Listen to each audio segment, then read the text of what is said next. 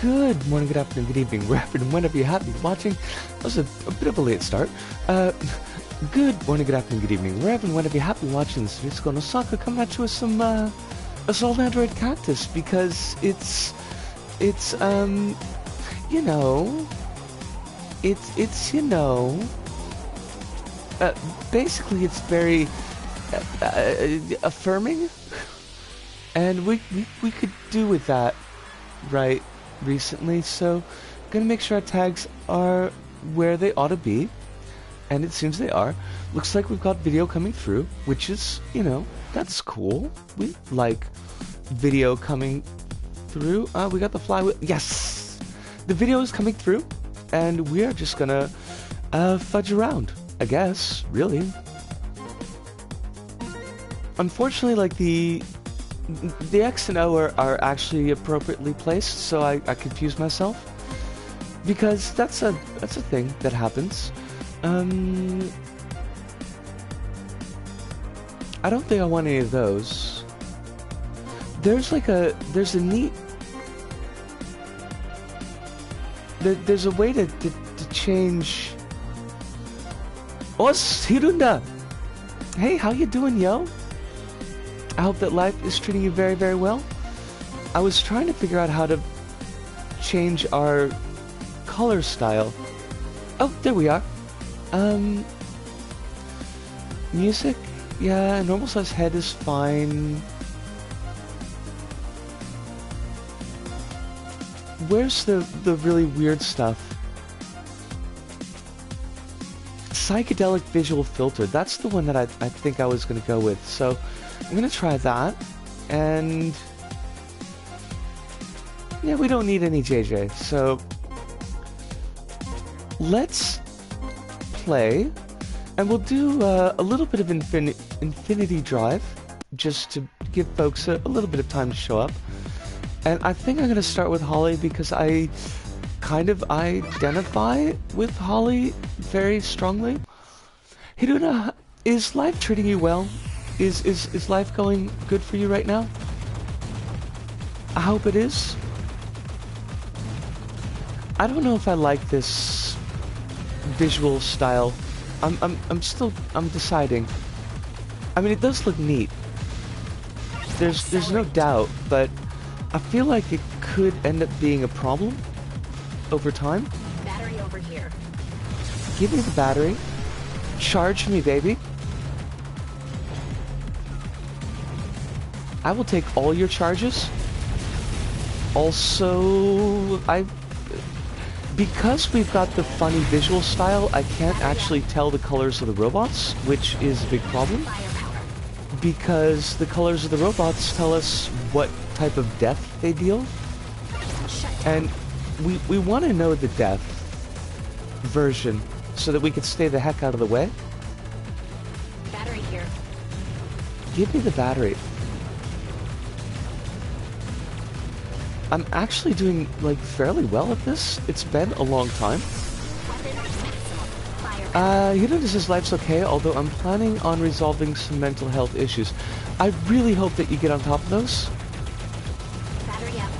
I understand how draining that can be, to have to deal with that. So it makes me really happy that you're going to get a handle on those. Give me all the batteries, thank you very much. Yeah, I'm not sure about this filter. We might need to turn this off because I don't want to make anybody sick. I think, you know, making people sick is kind of shitty to do.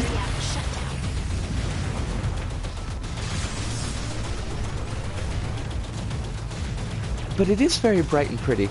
I've just been going along trying to find a job and playing some cool video games in the meantime. That sounds nice. I'm glad that you're getting some good gaming in. Accelerate extended. I don't want more accelerate. Accelerate sucks. I mean, honestly though.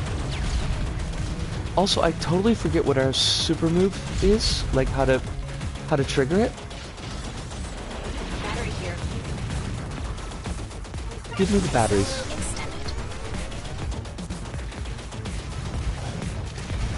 Oh, okay, so it's maybe L1, which seems kind of weird, but you know, we'll take it if that's what it is. Firepower. Give me all the firepower. That is the best upgrade in the world. What is your what's currently on the big video game menu for you at the moment, Hirunda? Shut down. I don't know what all the cool kids are playing. There we go. Yes, okay, it is L1. Why is it L1? I have no idea, but it is. Shut down.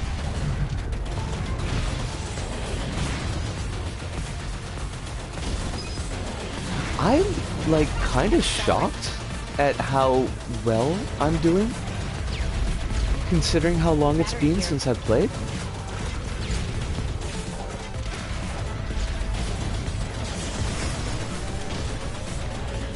We're just like we're taking out robots like I don't know, like we're robot taking outers. It's our job we're paid for, something like that. Battery up. Give me the batteries. I need them. I mean, literally, I actually honestly need them. Shut down. Now, this is not gonna last. I know, we're only on layer 5. That's... fudge! Just as I was saying, we got the sea urchin bombs, and the sea urchin bombs are awful. And I hate them. Firepower extended. Extend my firepower. I need it. You have no idea.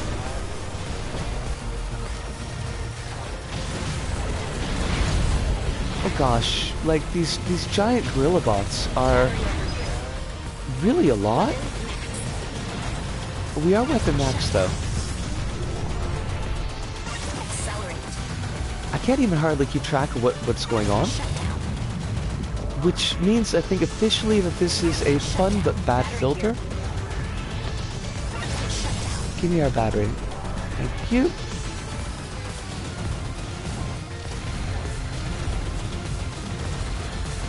We are getting some nice chains though. Over here.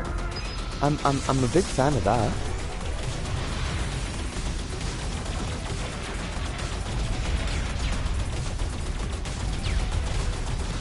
I suppose at the very least the bullets are a little bit easier to follow with this type of filter on. Accelerate. Oh, I didn't want to accelerate. Accelerate is bad. Just because it makes everything more difficult to see what's going on. Battery over here. Shoot everything. Just finished Boneworks, very physics VR game, and got into Valheim today, a Viking mythology game survival beauty. Battery's gone. Oh no, we lost the battery. Oh fudge. Well, we're fucked. Oh, we're totally fucked. No, look, we have no batteries. The problem. Give me a battery. No, we're gonna die. Shit. Ta!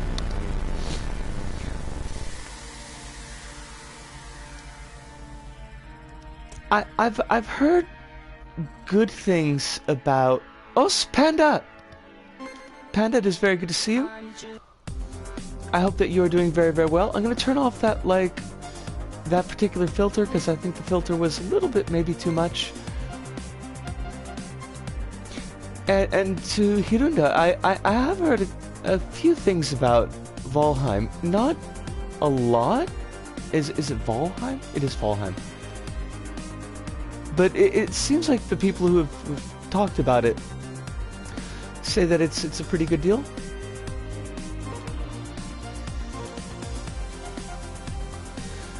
Shiny went home after spending the weekend, and now my brain's feeling bad. That's a big mood. Panda, that's a super big mood. How is... Does Shiny live particularly far away? Or... I don't really No Australian distances?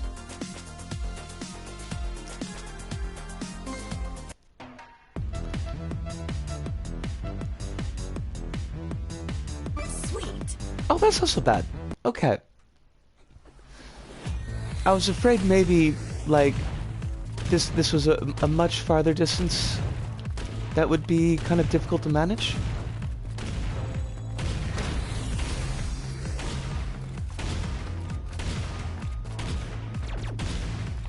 Long distance relationships are, Firepower. I mean, they've got their own difficulties to them, so... Battery up.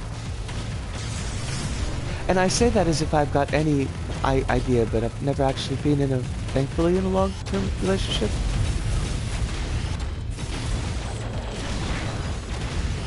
Oh, she's got, okay, well, we died.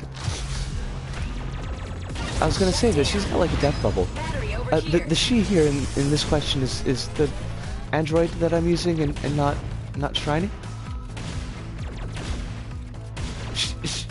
Shriney might also have a death bubble, but I mean I don't know her well enough to judge. Battery up. I should probably stop just jumping into the enemies. That's probably a bad idea. Shut down. And the bullets, I should like not do with the bullets. But she's staying a lot recently, so I've been getting accustomed to having her here. That's like a total mood. That's absolutely Battery fair. here. Having somebody around that you click with like that is, I mean, it gets to kind of be a way of life in a way, if that makes sense. Weapon maximum. Oh, you fuss budget! I was doing so well. Give me the battery, okay? That's all I need is the battery. Accelerate.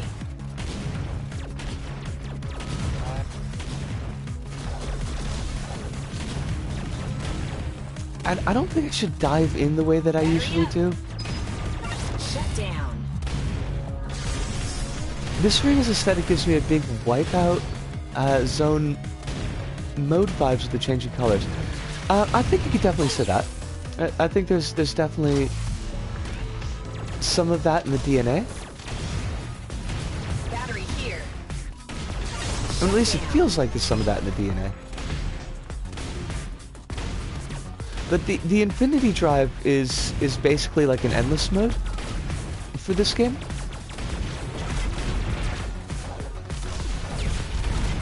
And it goes to these constant like stage modifications. Although honestly, like a lot of the stages, even in the story mode, do a similar thing. Shut down. Everything's on lockdown. Battery here. Very much like the real world. That Weapon kind of sucks, actually. Shut down.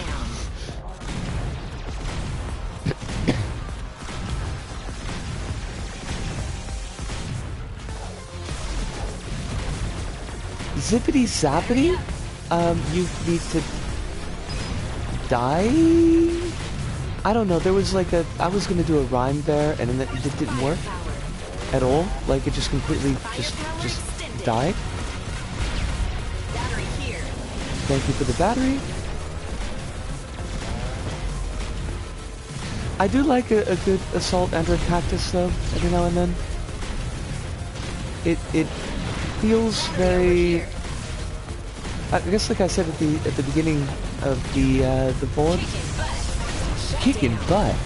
butt. It feels very validating. Firepower. I don't know a better way to put it than that. Battery up.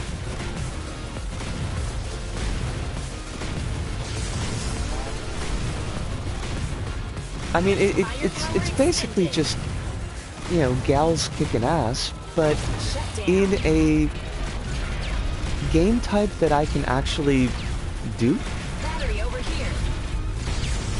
which is the problem with most fighters, where fighters will also give you a strong gals kicking ass vibe, but I can't play fighters at all. I'm terrible at them. Battery up. Thank you.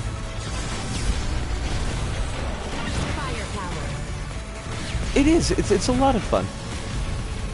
The story mode as well. Like some of the story mode arenas, the stages are just very, very well done. Both in how they're set up for game design, but also just they look really nice. Oh, I lost my chain. I had a nice chain, and now the chain is gone. Fudge! Oh, fudge! Fudge! Fudge! Fudge! Fudge! Shh. Poop. I lost all my power-ups. Oh, and I died again. Come on, I have to get past stage 6 to show progress. We must show progress. Or else we'd have to show Congress. And that, you know, I can't do that. I have no one to show Congress with. Alright, there's 6, so at least we made it this far. Oh, thank you. Oh, shit. It definitely, I mean, gals shooting ass, I think would be one way that you could put it, yeah? That does seem like the kind of the base game mode. Okay, everything needs to die though, is the thing. The only issue I have with this game is it's a little bit hard to stream because like there's just so much going on that you have to pay attention to.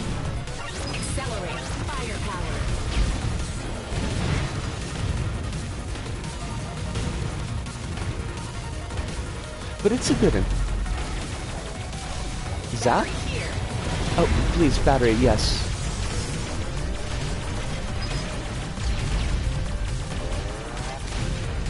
Oh, crumbs, oh, crumbs, oh, crumbs. Oh, wait, had I taken that much damage? Oh, crumbs! See, one of the issues though is that the game definitely has like a death spiral on it. Where if you get knocked down, it's really easy to get in a situation where it's hard to come back from. Because you lose all your power-ups every time you get knocked down. So you've got to rebuild all of those. And also you've got to kill enough stuff to actually get the next battery. Battery over here. Thank you. Oh, come on. Really though?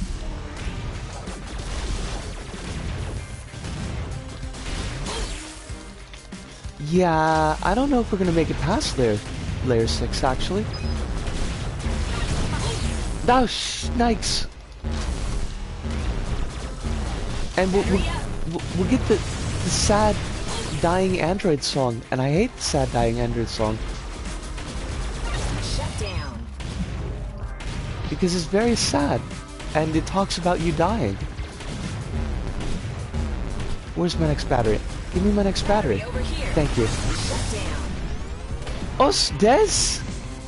Oh, I didn't know that. I've never played it on co-op.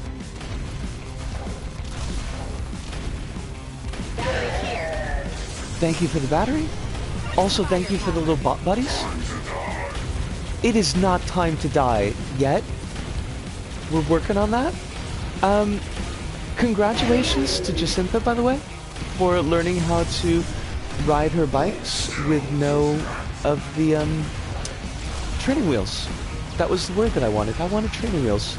Or as you said, stabilizers. Stabilizers is absolutely a complete legitimate way to put that. You ran away from my death pad. That's fair. That makes a lot of sense.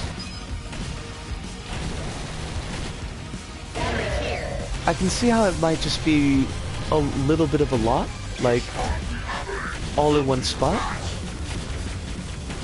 This guy just called me a rat, and I mean, he's not wrong, honestly. Just kind of still rude.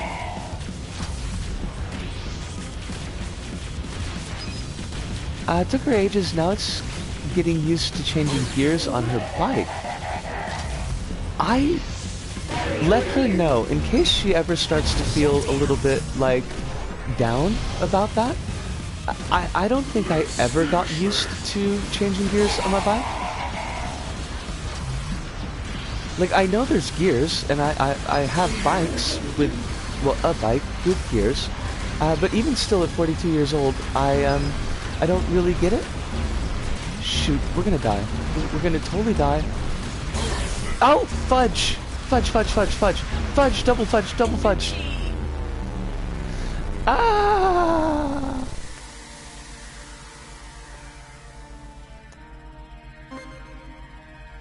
No! I know, right? But we made it past stage 6. We made it past stage 6, and that is, I feel like that's a success of some kind.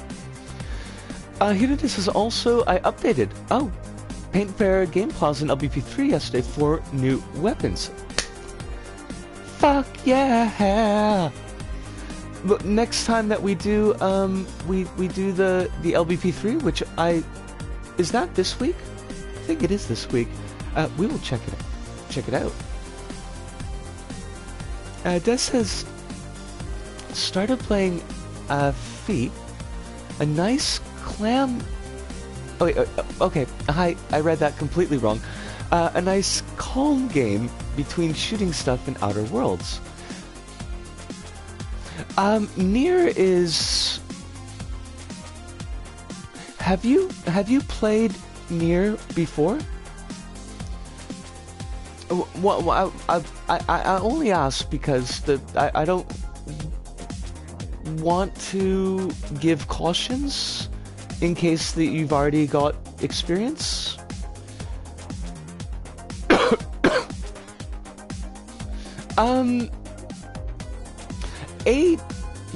What's her name? Not. Hi, give Brain meets. You've got 9S. 9S is the boy, who is for some people coded a little bit younger than is maybe they're comfortable with. I found him to be adult, but I could see how the read would be different. 2B, I'm gonna say, like, I do like 2B's outfit. It's kind of a goals outfit. But 2A's outfit is like, it's kind of a lot.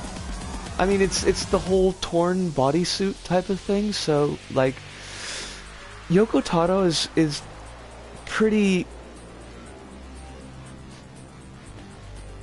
famous about his horniness. So there's that. There's a character in NieR, the original NieR, who is, I think, canonically trans. So that's fucking awesome. But she is dressed in kind of a like a nightie. So there's that. Yeah, I mean, Des, you're not wrong. You're definitely not wrong, and that is something that we kind of talked about a little bit the other day. But definitely something that I appreciate. But and this is not trying to forgive Yoko Taro. Like, gross is gross, regardless of if it's acknowledged or not. But he is very upfront about like what his gig is. So there's that. NieR is, as far as a game, and I'm gonna do like a no spoilers spot review. I found the combat to be, for my skill level, largely easy to get into. It was pretty forgiving, and even if you're not like chaining a lot of combos and things like that, it still feels like you're powerful. So like, I thought I really liked that aspect of it, because a lot of those kind of combo heavy games like Bayonetta, it's really hard for me to kind of make it look cool, because I don't seem to be able to handle that game style, but I thought Nier did it really well. It's a gorgeous game. Like, top to bottom, absolutely is a gorgeous game, and I loved every aspect of it. It is, and every media is like this, but there are parts I think that you could consider to be emotionally manipulative. When I played it, there was a lot going on in my life at that time. There was like a lot going on in my life at that time. And the credit sequence, which I will ask everybody to nobody spoil the credit sequence or anything like that. But when I got to the credit sequence and the song started playing, and I absolutely started bawling, just completely broke down in ugly tears. So, I think Nier largely earns its emotional responses, but it is a game that it's going for the feels. Like, it's not fucking around. It's gonna go straight for the feels. So like it's a little bit heavy. So if you're feeling a little bit heavy, or if you're in maybe a rough patch, maybe put longer gaps in between your play sessions. I like well-written games with narrative and story development. I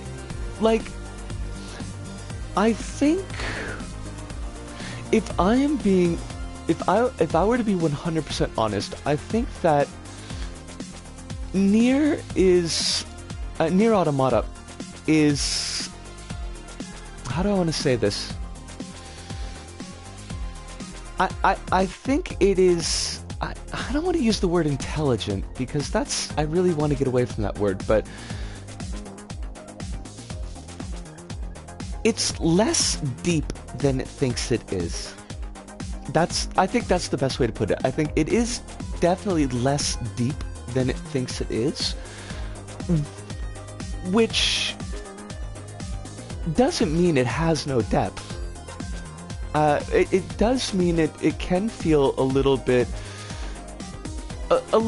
pretentious, like it's kind of showing off a little bit, like look at us, look at how well versed we are. But I at the end of the day, I think it has, like, the narrative has weight, and I think that it does develop its themes fairly well.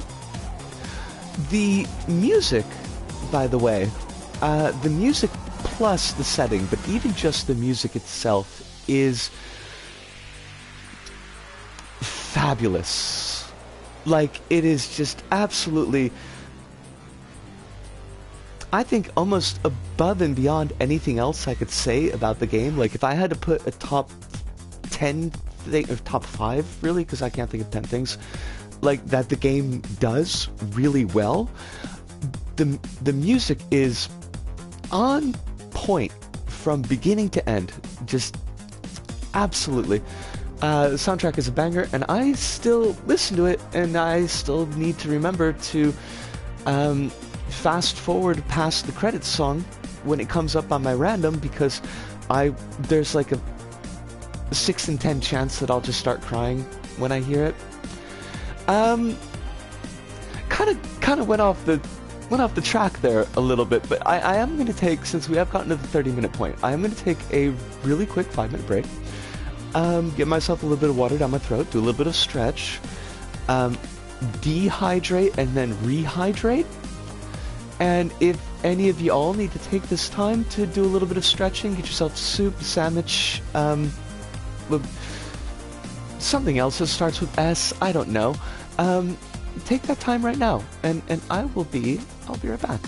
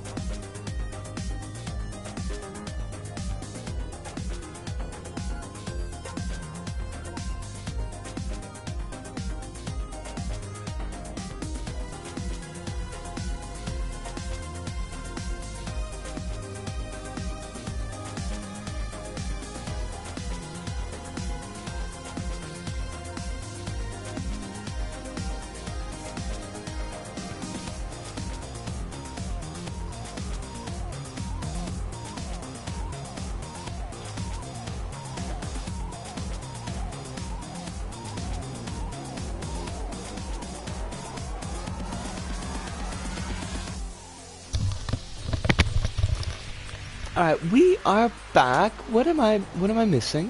Hoping the combat was like a bit like Bayonetta. Yeah, okay, so I caught that part. Getting herbal tea, strawberry and mint tea. That sounds really nice. And Ludo says the synthwave OST really takes me back to 2016. First off, Ludo! Welcome as always. I'm sorry I was on a little bit of a break. Now you've got me wondering when Assault Android Cactus's release was. So I'm gonna find that out, because if it turns out to be 2016, I'm gonna laugh.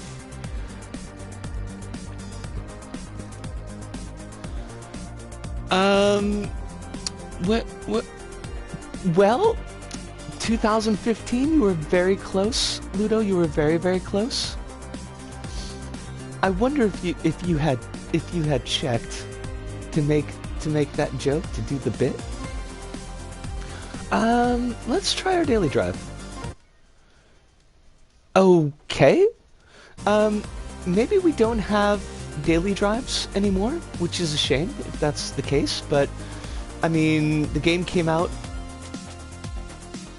6 years ago, so maybe they don't do them anymore. That kind of blows.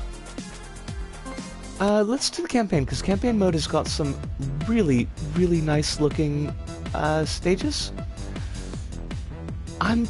Okay. Shiitake is kind of cool. Peanut. We gotta do. I think we gotta do Peanut. Cause she looks badass. She's got the kind of. They look like they're supposed to be horns, but also maybe they could be insect legs coming out of her head.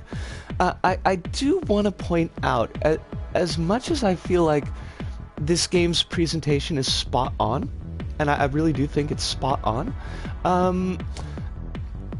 that particular picture for the magma shot is, I don't think that's what they maybe wanted to go with.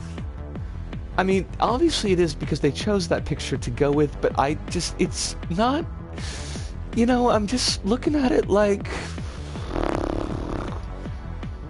I don't think that's where it's at. 2014 to 2016, everybody and their mother had a synthwave soundtrack. Crumbs. I can't, I don't disbelieve you. I want to be clear about not disbelieving you, but I can't read pelvic magma. I mean, yeah, it's they just got it right there, right out, just doing it. There's no leaderboards either, so I wonder if the online component of this game has been shut down for PlayStation. Or maybe for the game itself. I haven't played it on Steam in a long time. That would be a shame, but that's the way life goes, I suppose. You can't expect games to stay up and online functional forever. Now, I heard that Isaac's daily mode as well has gotten borked. I have not heard why that is. So that's actually kind of a big problem, because there are a number of trophies that are connected to daily runs. So if they're not updating daily runs anymore on PlayStation, that means that the PlayStation players can't get the Platinum Trophy anymore, and that would suck. I mean, it would mean that I couldn't do another, clean run again, which would make me sad. Because I know eventually I'm gonna get bored and be like, I want to do a clean run.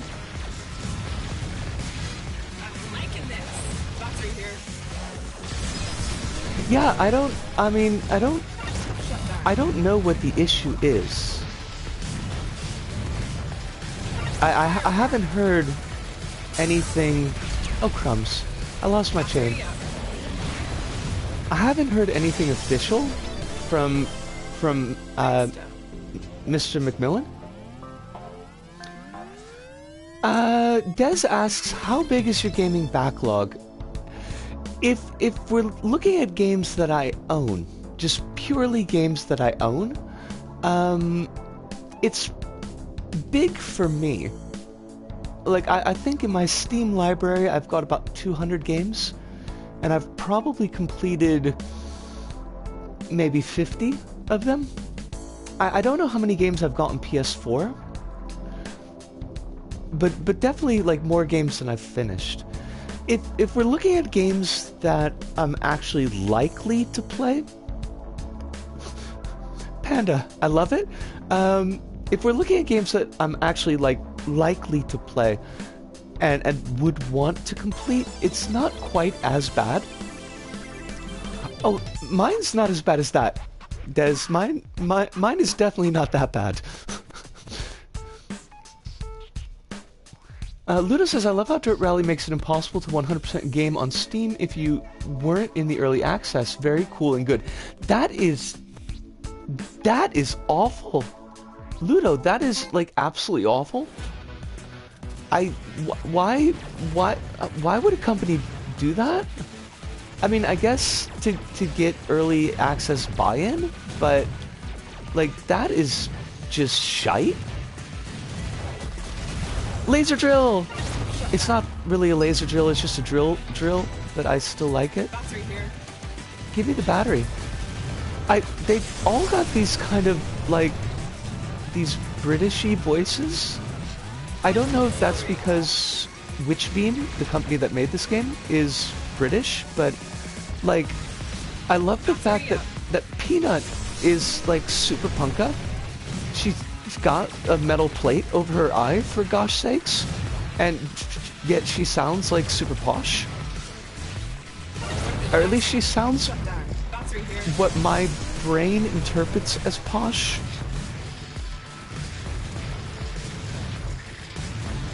She may not actually be like posh for the British. Oh, you fuckers. Go laser drill. Go gadget turbine. Give me my robot friends, thank you.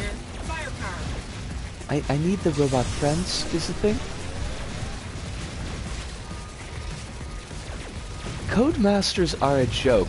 So Codemasters is the company that produced Dirt Rally then, I guess. I really don't know my companies as well as I should. And even when they're companies that I know, I don't always realize that they did the game. Because, like, I had no idea that Evil Within was Bethesda. Like, just, seriously, just had no idea.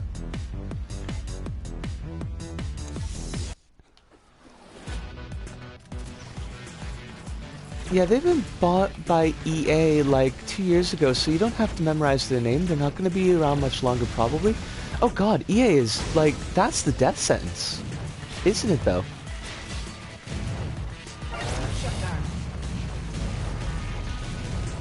I mean, getting bought by anybody seems like it is basically a good way to get your studio shut down, but EA is, like, it's a lot?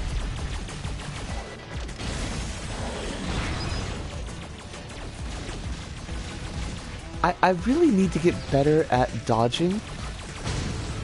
There's no excuse in this game, because the game is very forgiving for not being able to dodge shit. Like, as far as, like, Don Maku goes, like, bullet hell stuff goes, the bullets are very easy to track.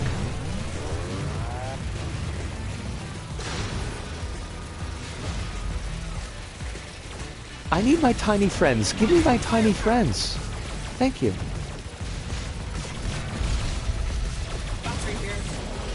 Slow death by EA.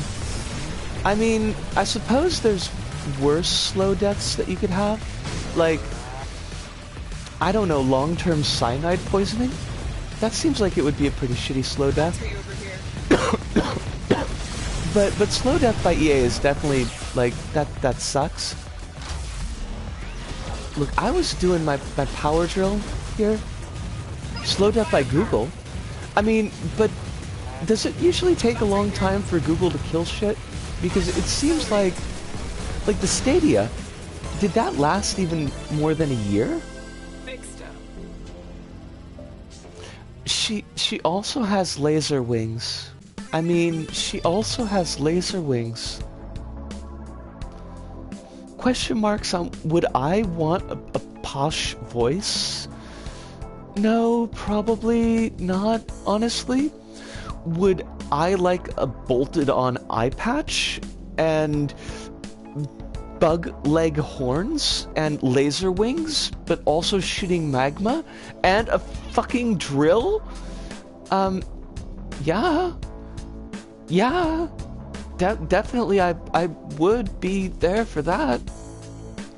They could be magma wings. I mean, I'm super down with magma wings also. Except for the fact that it's probably going to mess up whatever clothing I'm wearing, so I'd have to have like unstable molecule clothing like the Fantastic Four, or I would just have to accept the fact that I would be half naked all the time. And okay, now that we put it like that, I'm not sure if magma wings are a thing that I'm down with.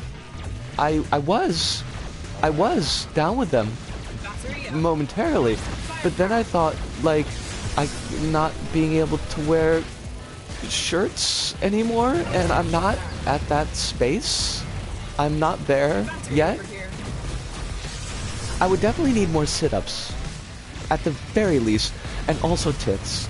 You know, if we're gonna be honest about it, those would be things that I would need before I could go around shirtless and be comfortable being shirtless.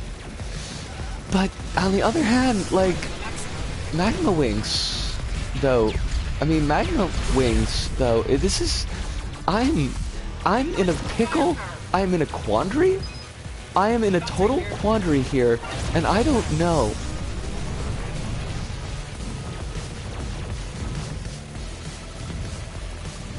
Oh, Lily? Oh no, Des, did you have a link? What did I miss? I have a long accessibility session to do with over 25 staff, so I'll pop off to put my...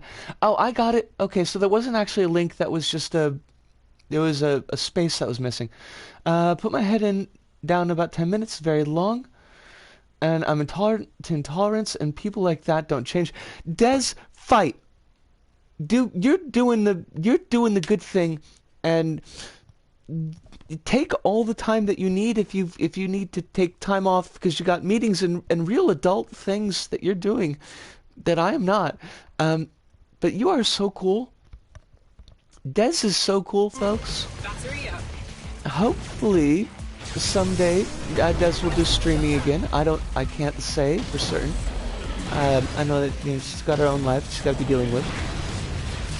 But she did used to stream, and when she comes back, if she comes back tonight, I will check if there is a YouTube channel with bots. Oh, Crumbs! No, I lost my little robot buddies! You fucker. Absolute bastard. Robot buddies!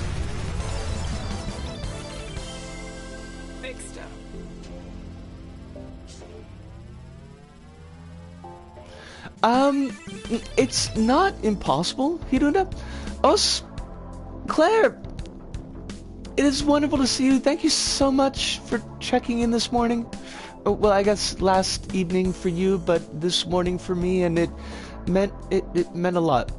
It meant a lot. I really appreciated that. To Hiruna's point, I know that Jeff Jacques? I'm not sure because it's spelled his last name is spelled in the French way. Jacqueus, but he does questionable content. Questionable content is Like,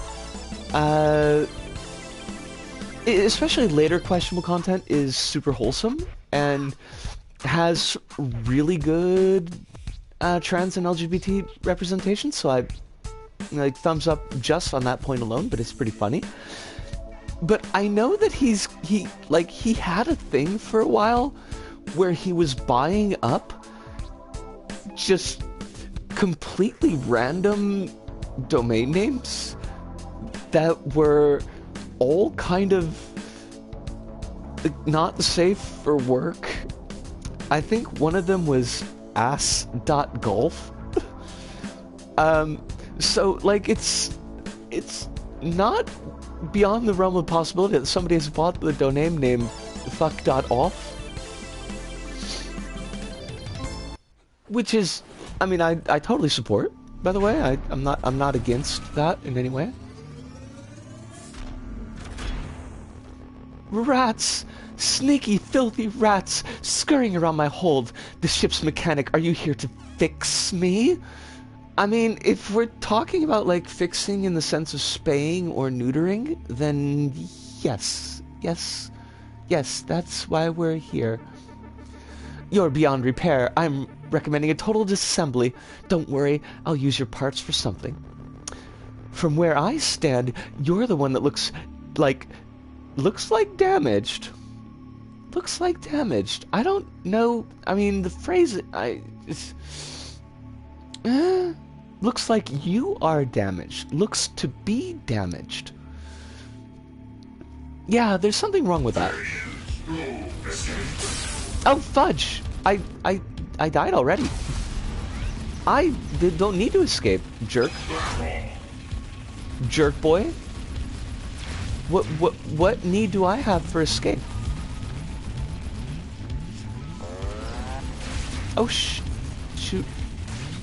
Could I? Oh, that's because it's L1, not R1. Excuse me, but I have shut you down. You can't do the thing that you were gonna try to do because I shut you down. It's done. Sorry if I can't look at chat right at the second. I'm spraying magma all over this asshole. Which sounds like it should be a phrasing thing. I feel like that was not well phrased. We should try that again. This jerk, I'm killing this jerk currently. That's a far better phrasing. Blah!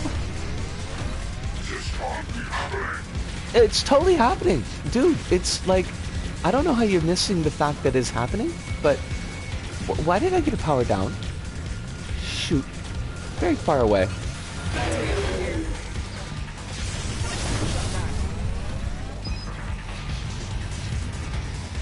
Come to me. Yes, I agree. I think we should finish things by killing you. I think you should die. A good mechanic doesn't care how... I can't do a posh voice. I can't. I would love to try.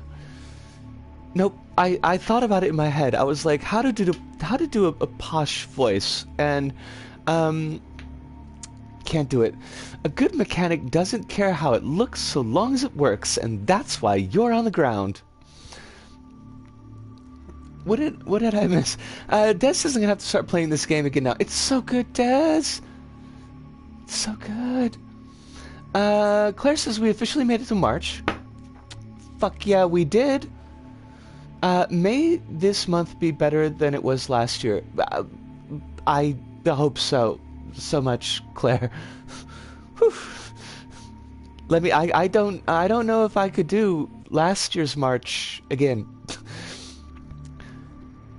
Hidden asks, are typos a symptom for evil, faulty programming? I mean, yeah. I feel like both GLaDOS and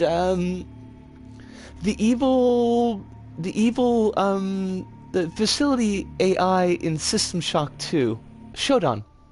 I think both of those were glitchy and typo prone. Des says my house marquee loved their games on this one, but this one is on another level, nor top down or side scroller. House marquee, house marquee, house marquee. Who's house marquee? Definitely not Biz marquee. That's a completely different thing. Hold on a second, I want to check that.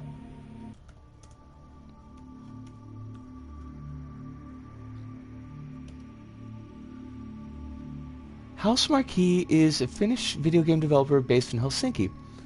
Company was founded by, and I'm probably gonna just mangle these names, so I apologize, Ilari Kutinen and Hari Tikanen in July 1955. Excuse me, Risco, probably not. 1995.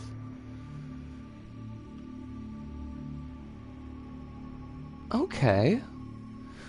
I feel like this is a name that has been mentioned to me before, and I don't know. They did Nex Machina. That's another. They did Resogun. They did Resogun. Okay, so at least I know something that they've done.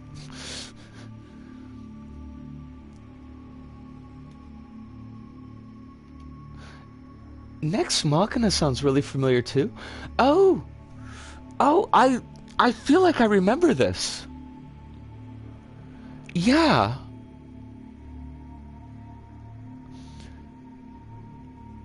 And the one of the dudes who did it, the designer.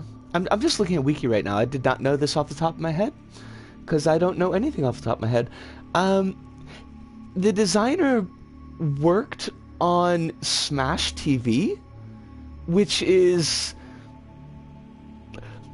that's a deep dig. It's an appreciated deep dig, because let me tell you, as a very small squirrel, I played the fuck out of Smash TV. I can still recite dialogue. Not that there's a lot of dialogue from Smash TV, but I could definitely do it. Oh yeah, no, this is Peanut.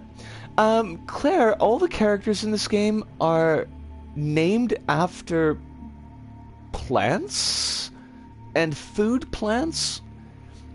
I think the farthest that we get away from that is starch, but starch comes from plants, so, you know, there's that. Oh, wait, I think...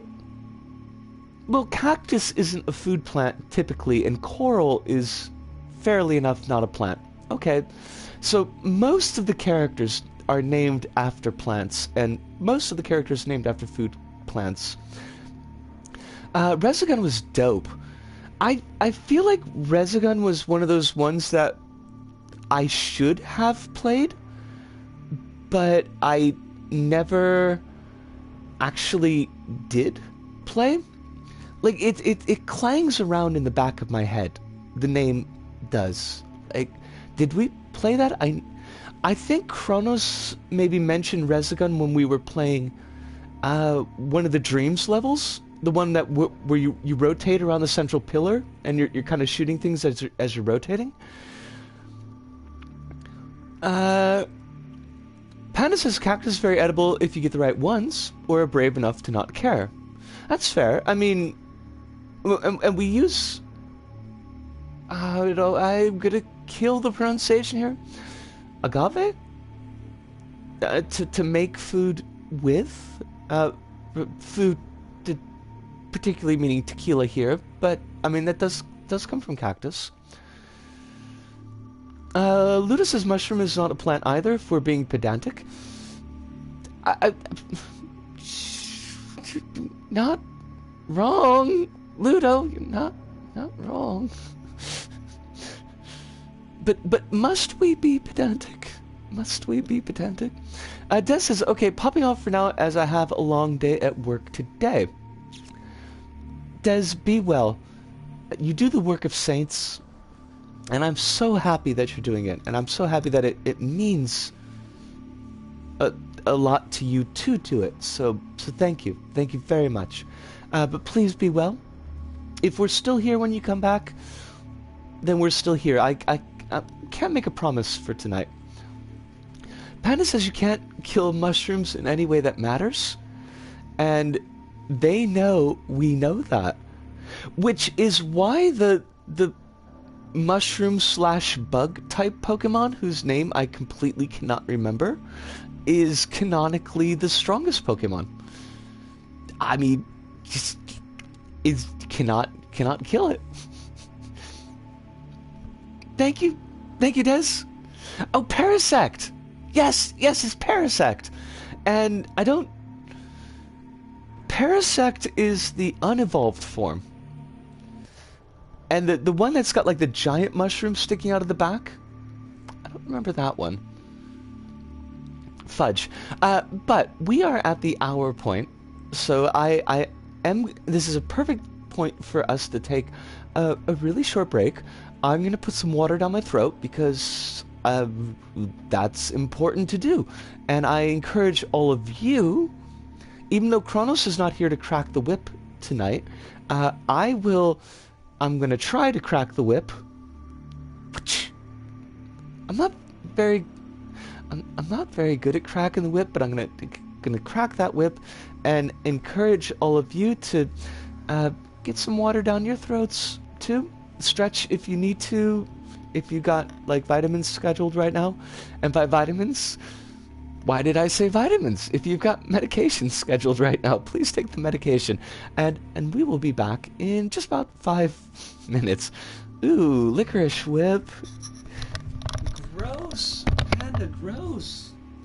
Like Twizzlers. In general, Twizzlers are just nasty. Ugh. Something about the, I don't know, there's a consistency thing going on with Twizzlers that I don't know.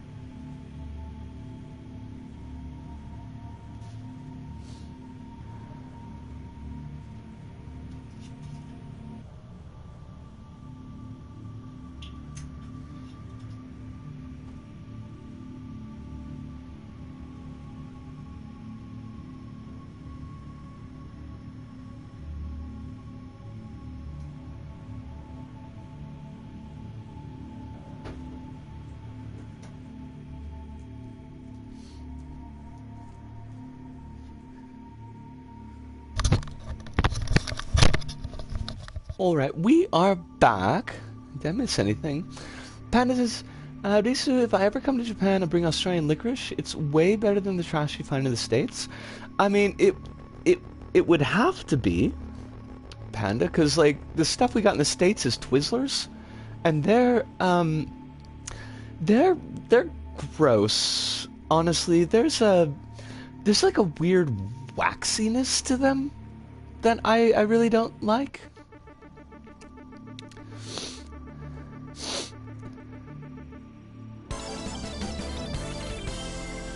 Fix stuff. Is her catchphrase "fix stuff"? Because I'm okay with that. I'm super cool with that. Twizzlers taste like someone made licorice out of plastic. You're not wrong.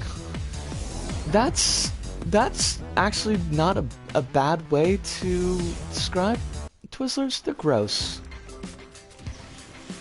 And that's basically what we've got. Like, as far as, like, licorice stuff goes, you've got Twizzlers or you've got, nothing. Honestly.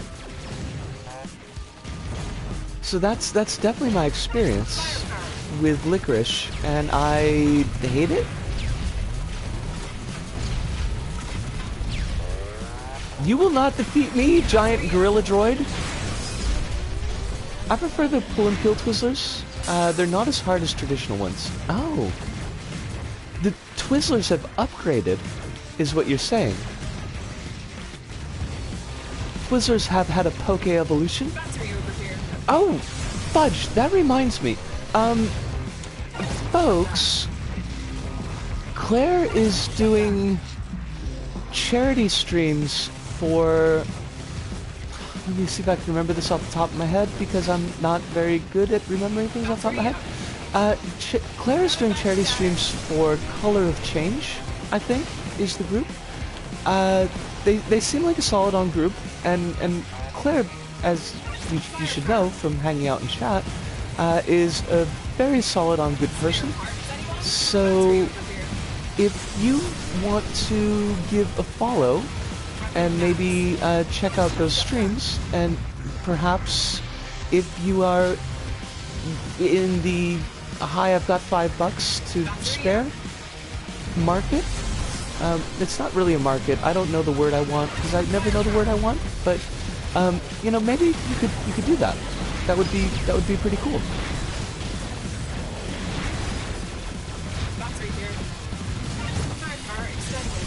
And sorry if I'm not being super on top of chat right now. I've got kind of a million bugs that I need to kill. I'm very much on the I need to kill these bugs.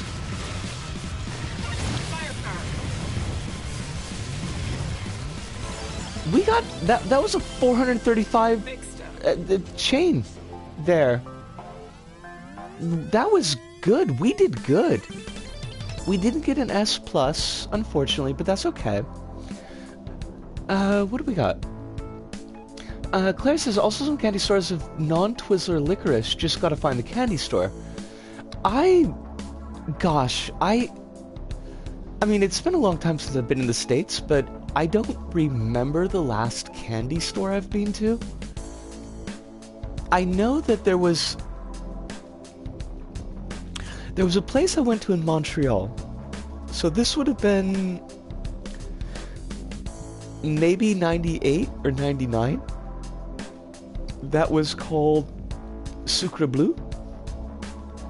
But I was not in the market for I was not in the market for licorice at the time. What it was? Traditionally made licorice is very, very good. All right. I mean, someday I'll try it. I trust you on this, Panda. I absolutely do trust you on this. And also says, on a Snapchat call with Shriney at the moment, and she says hi, by the way. Oh, Shriney!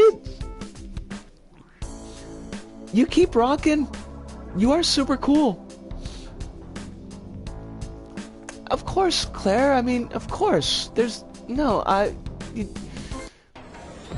you're good people, and I know that what you're doing right now is good, and I co-sign it 100%. So if I can send a couple of folks your way, then that would make me really happy. So yeah. Claire says there's this place in Ohio that's known for their cheese. In Ohio? But they have a building that does fudge, and I think they have other kinds of candy too. I never... Oh, we should not have died there. I would have never associated Ohio with cheese. Like, Ohio... In my mind, Ohio is like 100% corn, and that's it. Because I spent many hours driving across Ohio on the way to New York. There's a lot of Ohio, and it's like all corn. Just corn. So much corn. So definitely, I feel like I've learned a thing. Now, if I remember this thing that I've learned, that's a different question. Probably, honestly, not. But Ohio does dairy. When, like, because that's our thing. Look, Ohio, you can't steal Wisconsin's thing because that's all we have. Really, honestly, is just it's dairy and drinking and deep fried food. Basically, that's like all of it. And if you take away the dairy, then that just leaves us with the drinking. And you know, like, really, is that what we want? Ohio does corn and soybeans, mostly. I didn't realize about the soybeans, but that doesn't surprise me. I know that the U.S. is a pretty major soy producer. But I do remember, because if you're driving to New York from Wisconsin, and once you get out of Chicago, and driving through Chicago is the worst. Like, it is the absolute worst. I'm sure Chicago is a very interesting city with a lot of cool things going on for it, but there is no hour of the day that you can drive through Chicago and have it not be an absolute nightmare of traffic. Like, we would try to set it up so that we would be driving through Chicago at like 1 or 2 in the morning. And no, it's just not, you can't do it. It is not doable. But, so you go through, you know, northern Illinois, you go through Chicago, and you go into Indiana, and Ohio, and Indiana and Ohio are just totally forever cornfields. Just unending, unceasing. Oh, crumbs. Give me the battery.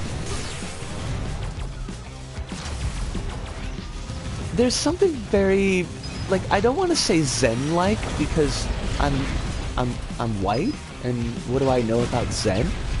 But the kind of the white folks' image of Zen, there's something very Zen-like about driving through corn for basically 8 hours. Just a straight shot all the way up until Toledo, and you're just in corn.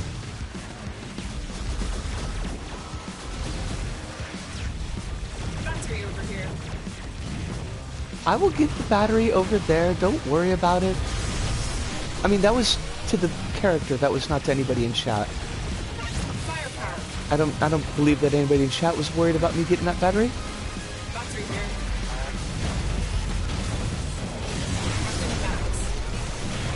Weapon Max. That's the name of my weapon. My weapon's name is Max. And he's gonna fuck your shit up. You don't even know. You think you're so cool. Robot. Not cool. Claire says, sounds about right.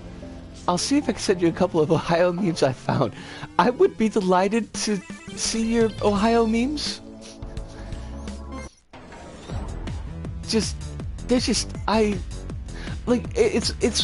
weird because, like I said, the drive is that particular, like, chunk. It's 13 hours from Milwaukee to my hometown, or well, where my folks live, and it is, on one hand, it's very calming, and it's very easy because you don't really, for large chunks of that portion, you don't need to worry about like turning or traffic stops or anything. It's just straight. It is a big straight highway, boom, right below the Great Lakes. So it's kind of calming, but it's also mind-numbing.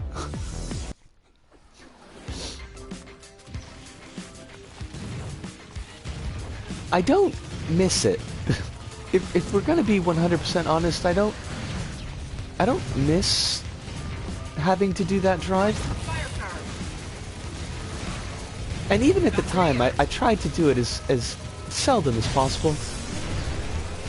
Also because, like, the city my folks live in is boring as fuck. I think that's a fair assessment, is that it's boring as fuck. So, like, not really a place I've needed to go back to very often. Oh, give me my friends. Give me my tiny friends. I have tiny friends. Your arguments are invalid. I don't know exactly whose arguments I'm talking about at the moment, but probably the ones that are being made with these lasers. Those arguments definitely invalid. Firepower extended, motherfucker. How you like them apples? Don't like them apples very much, do ya? Jerk. Give me my batteries. And also laser drill. Because laser drills are awesome. And we are always here for them. Onto the scrap pile. Damn straight. See, Peanut knows where it is. Peanut, she's got it going on. She's like, not to be trifled with. If you wanna trifle with me, then they just knock me down. So I guess I got trifled with. But normally speaking, not to be trifled with. Look at this girl. She's just doing the thing.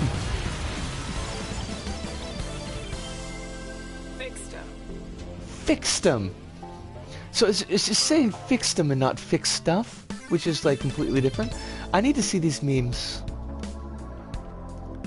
Fun things to do in Ohio. Admire roadwork. Hit suicidal deer. Go to Walmart. Drive around for fun. I feel like the fun should be in quotation marks there. One finger wave at people. Run through a field. Experience all 4 seasons in one day. Drink pop, not soda. And say ope at least 12 times a day. I mean, at the very least, I feel like I would fit in Ohio.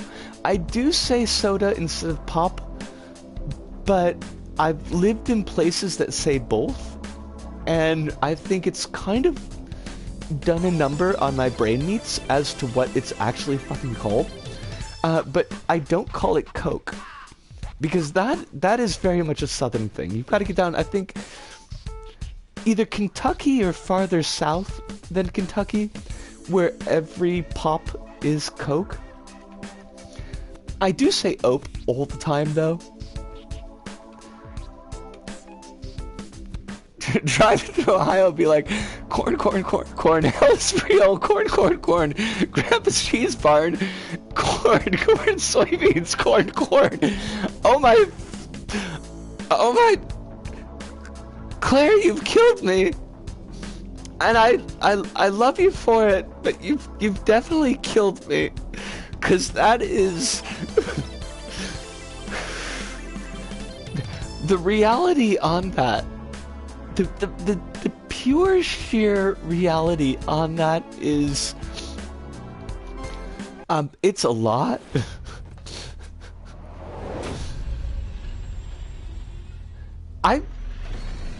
I would have to. Oh, hold on, let me do the boss text. Welcome to my garden, Peanut. I would appreciate you not further sullying my sanctuary with those oil-splattered hooves you call feet. I had a report of a bug infestation on this level. I'll be on my way as soon as I clear it out. Just try it, Grease Monkey. This nest is more than a match for you. Mwah! I feel like that you gotta have like a mwahahaha in that. I'd have to figure out where the hell is real sign is and like the timing of that sign to see if I've actually ever driven past it. But there's a chance. Establishing connection. Summoning the swarm. Summoning the swarm. This is such a good fight, but it is also such a pain in the ass. Do this all day. You could not, Peanut, you could not do this all day, okay? You'll run out of battery, and then that would be bad. Oh, excuse me, lady, how did you work that? Because I don't see where your shot was. I was doing the drill. It's getting scratched. Oh, fudge.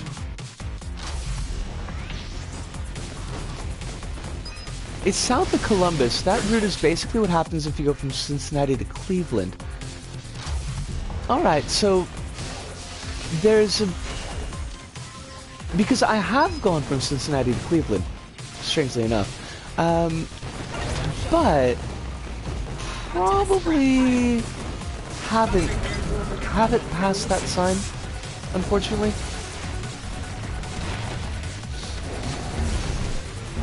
Oh, shnikes!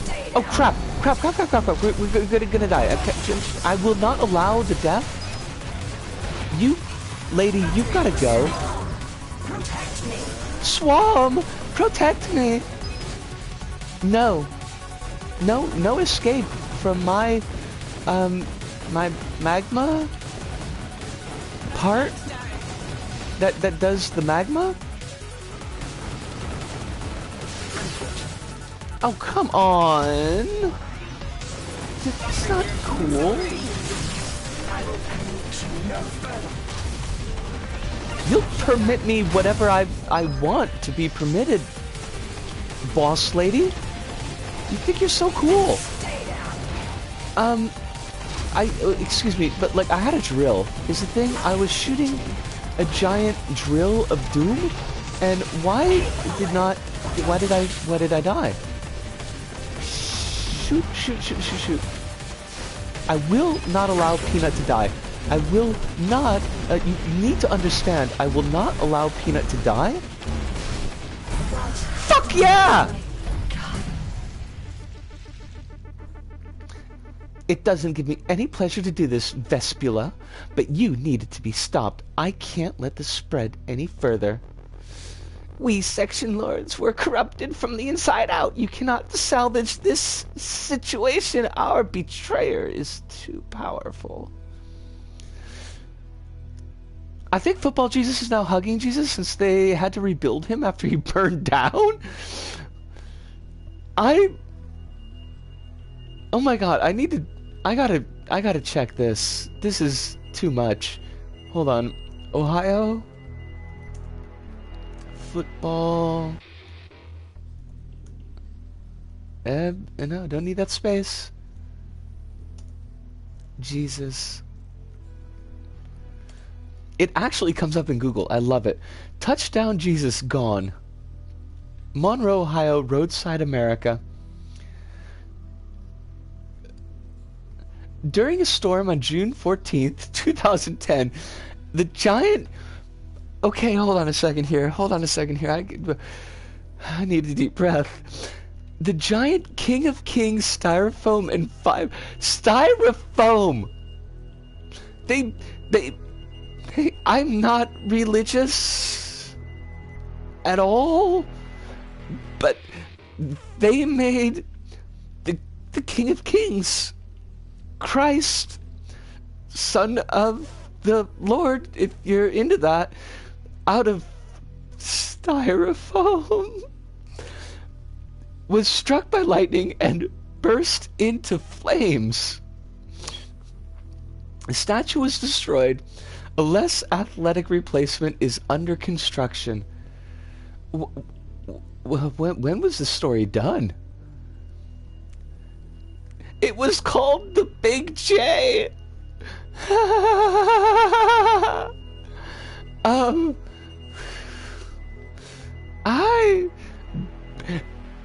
Subject of a novelty song by comedian Haywood Banks, Big Butter Jesus.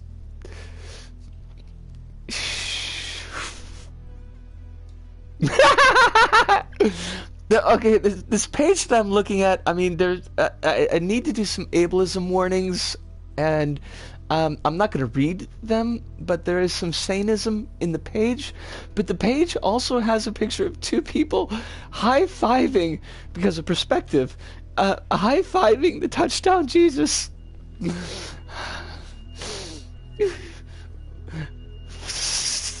Styrofoam.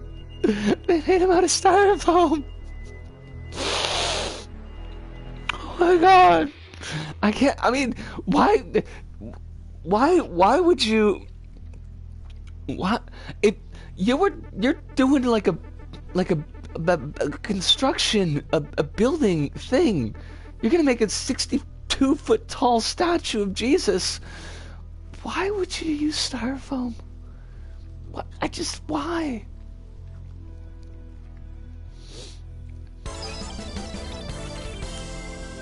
Oh, I gotta check him out. Oh, Touchdown Jesus is definitely the better of the two. Like, I mean, like, Football Jesus is... Hugging Jesus just seems very, like, blah? Like, whatever. It's the most standard Jesus they could have done. But Touchdown Jesus is like, there's a lot going on with that.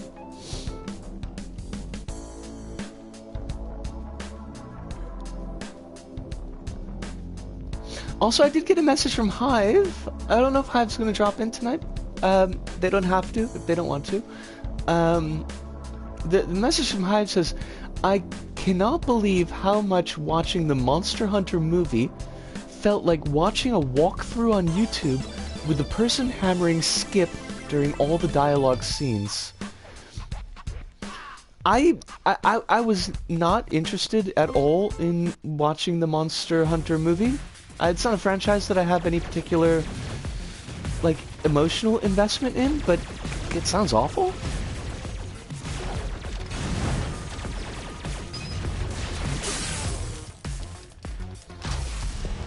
And this is even with, like, playing to his strengths, which is Mila Jovovich being badass. And I guess also advertising the US military. I'm pretty sure that's the thing that's going on with this particular movie. I didn't even know it was out yet, to be honest. It just seemed like one of those things that was like a fever dream.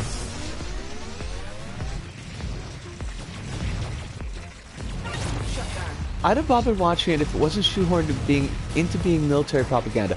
Okay, so I remember that part right. That there was definitely like a propaganda aspect to it.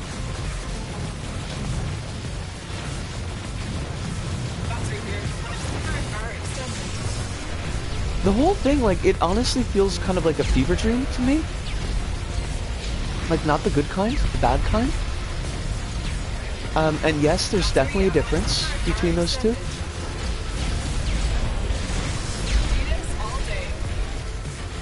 Like, I remember just very distinctly feeling, like, why are you even doing this?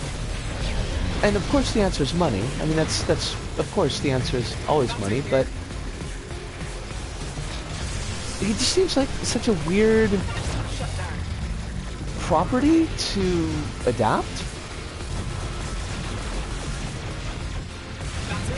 Fudge! Oh, shoot, that was not how I wanted that to work. Robo-dogs. I love the robo-puppies. They are so freaking cute. But at the same time, they kill me. So I'm not, like, a big fan of the being dead. Could you not, honestly? I know it's asking a lot, but could you not kill me?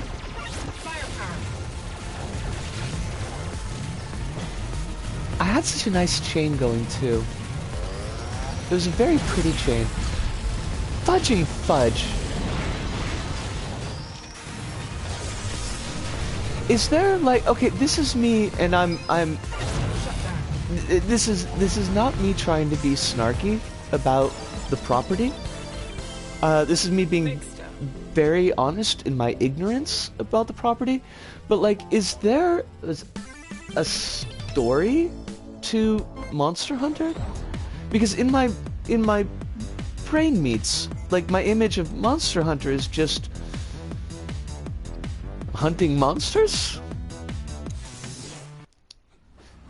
Oh my god, though, but you could do like a parody of like a hunting show, or like Red Green, where you have these people who are like completely po-faced about fighting the monsters, but everything is just totally absurd.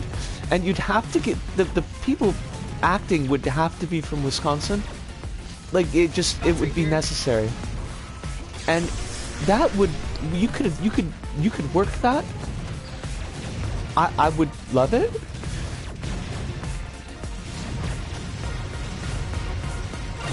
It would be, right? It writes itself. I mean, it might only write itself because I'm very familiar with that type of, like, humor, because I spent a long time in Wisconsin, and upstate New York is not really all that much different.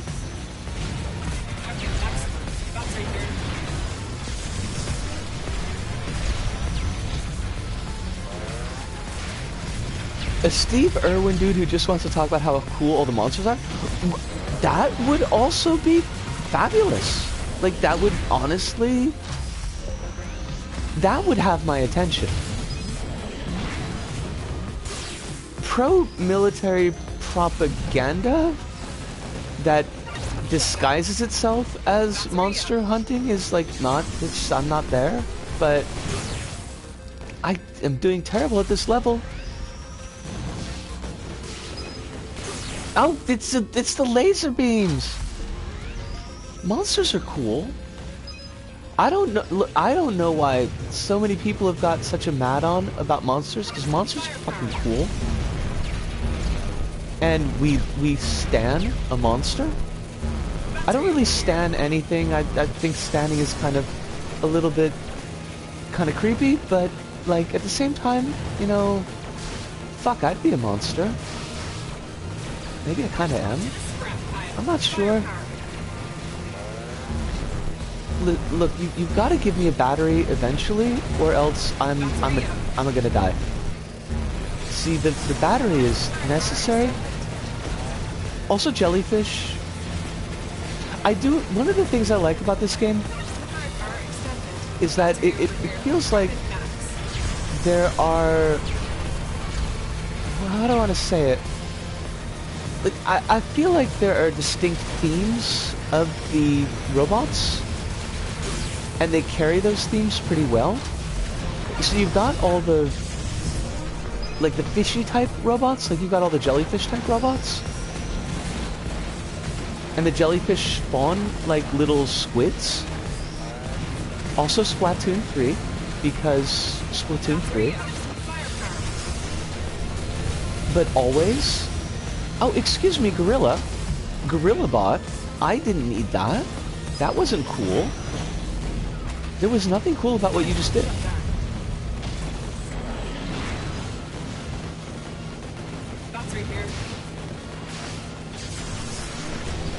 hold on, Panda. I know that you mentioned something, Panda. I just can't quite look at it right yet. This level's a little bit frenetic, I'm liking this. unfortunately. Firepower. But I will check as soon as I am not getting shot at. Panda says, if I had shape-shifting powers,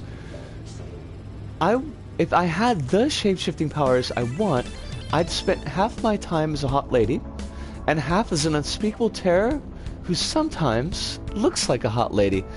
I mean, goals, Panda. I mean, those are goals. I have,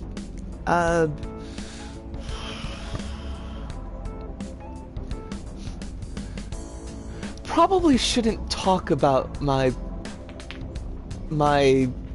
body horror aspirational fantasies without like lots of CWs. I'd have to kind of think about what CWs I would need. Broken Glass features highly though. I'd be the monster from Carrion like half my day. I really want to play Carrion. Like I haven't watched any extended let's plays of the game. Not because I'm trying to keep myself spoiler free or anything like that, but mostly just because I don't have the spoons to look at anything for longer than like say 20 minutes. But oh, it just looks good. It's good, but a little flawed. All right, that's fair. Like when you say a little flawed, is it forgivably flawed? Like, is it flawed in the way that it can still be fun? Or is it like, these are definite points that would cause frustration in a player or cause a player to not enjoy what they're doing?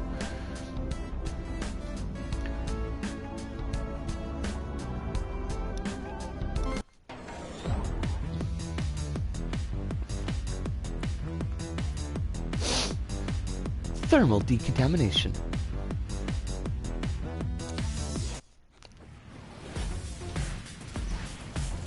Oh, this is the disco place.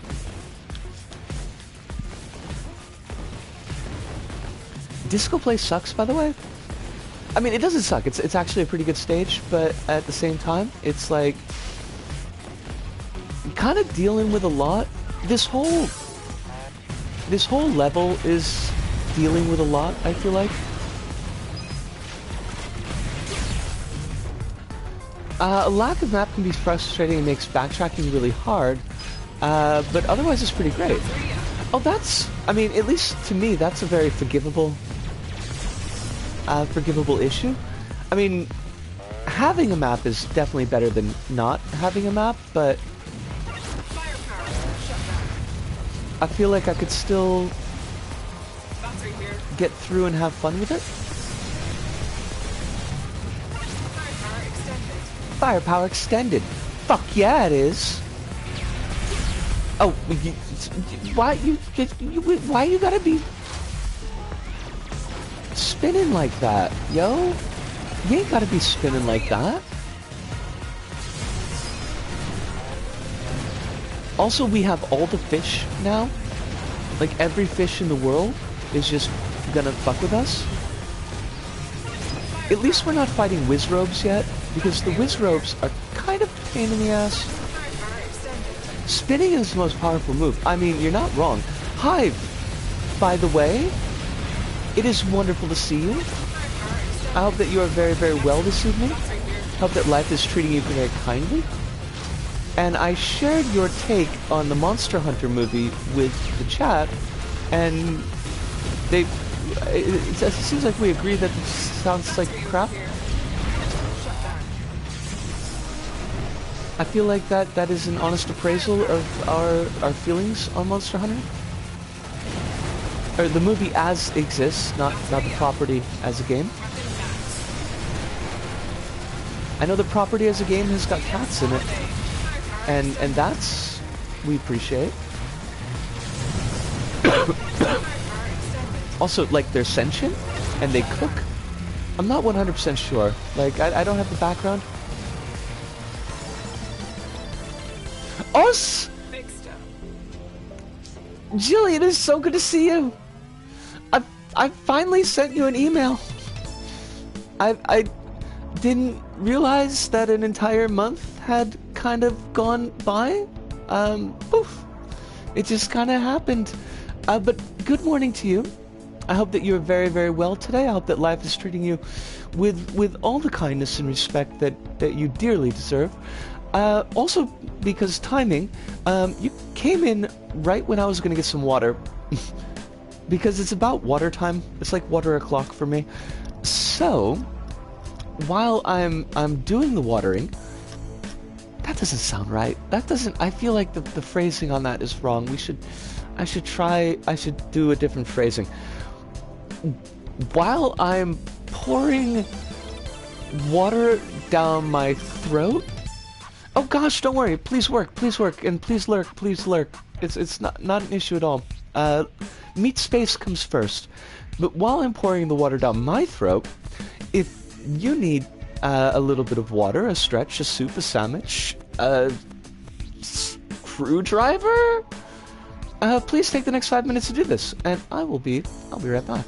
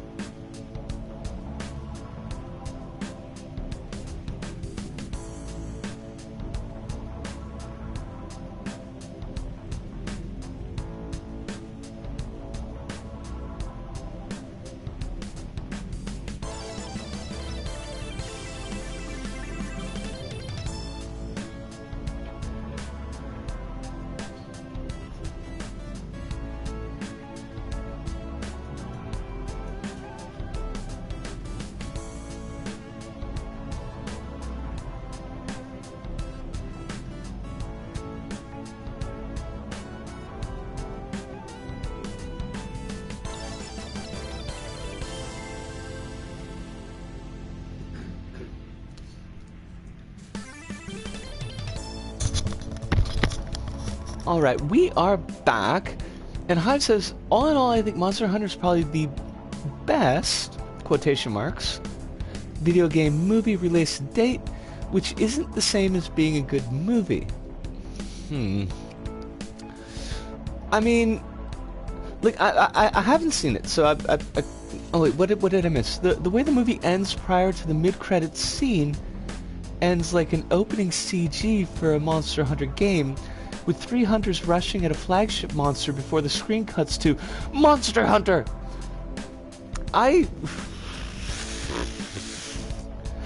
That sounds like, honestly, poop from a butt. That sounds awful. But it's interesting that you say that it's like the best video game movie, because, look, I know Anderson is a giant trash fire of a human being and treats his stunt workers terribly, resulting in death and injury. Resident Evil 1 was pretty solid. And I think the last 20 minutes, well, like, the scene from the info dump to the end of the Cenobite Nightmare, I've got... hello, brain meats, words, please, yes. The barbed wire bit in Silent Hill, but I kind of thought Silent Hill did a fairly good job. I really like the ending of Silent Hill, and I wish that they had run with it. They kind of, sort of did, but they also totally, absolutely didn't. And also, Silent Hill Revelations is possibly the worst video game movie that I've ever seen. Possibly. It's hard to say, because there have been a lot of bad ones, but it's particularly bad. I need you to go away. I need you to... Please stop killing me. Look, I'm gonna run out of battery, and then my peanut, that's the character's name, it's not like a weird kind of joke, is gonna be very sad. Please, give me a battery. Like, now. I need a battery. Now. Oh, come on! That is totally unfair! Alice, it is wonderful to see you. I hope you're doing very, very well tonight. Or, well, this morning for you. Hive says it's honestly a movie so giddy with the idea of translating the narrative delivery mechanisms of video games into cinematic idiom. That's quite interesting. I don't know that I would have expected that. Welcome back, Claire. I'm glad that you are filled with food, because I'm told, I'm not 100% sure if this is true, but I'm told that food is a thing that we need in order to survive. Is that for real? Do we need food? I don't know. It sounds like highfalutin science learning, and I'm not always down for that. Please, all of you have to go away. I mean, not all of you in chat. I mean, all of these robots. I can't believe we died. I'm disappointed in our death. And also, I do apologize if I'm not looking directly at chat right at the moment. There's a lot going on the screen. It is a lot. As the kids say, I'm pretty sure the kids say that, I'm not sure. Not being a kid myself, I mean, a kid at heart, I suppose we could, yeah, we could go with that. It's kind of what happens when you lose about 20 years of your life to bad memory. And by bad memory, I mean, like, non-functional memory, not that the memories themselves are bad. You kind of end up feeling like maybe you're not your age. Firepower extended. Fuck yeah, because we have tiny robot friends, and tiny robot friends will fuck up your day. I'm stuck in the... I was doing the... Why did I not stop doing the thing that I was doing? crumbs. I really want to look at... I really want to look at chat. Firepower. Please, everything just die rapidly, so I can look at the chat. It's very important to me. Honestly, it's like 100% the reason why I do anything that I do. Jellyfish, why you are? Battery over here. Why must you be jellyfish? Firepower extended. Thank you. Okay, we are recharged. Weapon max. Firepower Is this level gonna end battery here. ever? Oh, good. One more. Whew, what did I miss? Fixed up. Alice isn't doing well. It's wonderful to hear that is the thing. Last I checked, that was true. I'm gonna assume that's about the food. Hive says you've wandered into my weird explanation of what I mean by Monster Hunter is the best video game movie ever made. I mean, I want to know more. If this was a Verhoeven movie, I would be clicking the want to know more button. Claire says you're not a kid. Says who? We're all kids in one way or another. You are not wrong, Claire. You are not wrong at all, really. Oh, fudge, Alice. In an hour or two, we'll leave my house to go to get a medical. Sorry about the hiccup. Go to a medical thing to see if I can get eye surgery. I didn't. Have you been having eye meat problems, Alice? And are those problems things that could be fixed, I hope, with surgery? I have my toes crossed very strongly, but I didn't know that you were having issues. And last Hive says it feels more like a collection of escalations to boss fights and crafting and preparing for hunts and even trying out weapons in the weapon trial room. And everything in the movie bends towards being a game translated into the realm of movies rather than a coherent narrative movie itself. Okay, like, I could totally dig that, Hive. That makes a huge amount of sense. I feel like I want to, at some point, oh, we got the highest score for the stage, fuck yeah.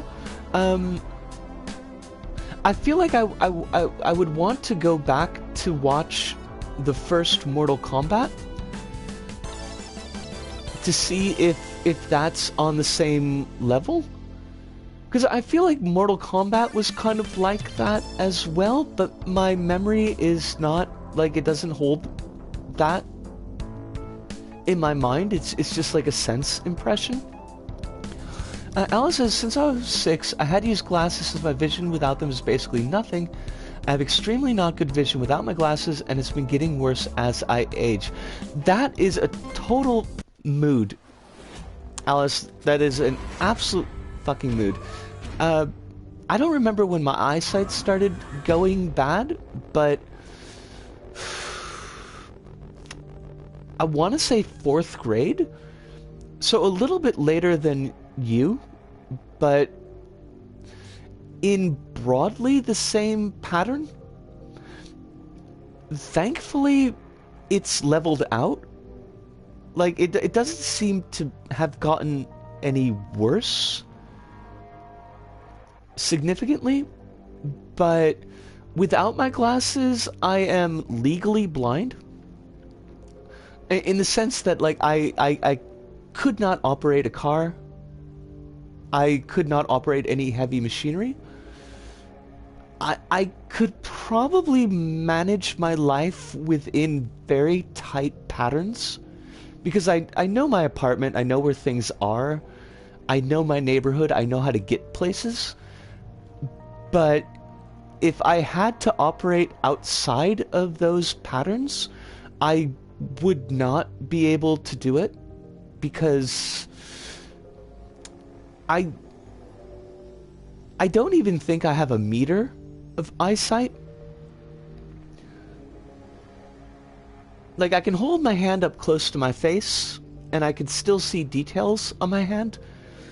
But if I extend it about halfway out, it's just a blur.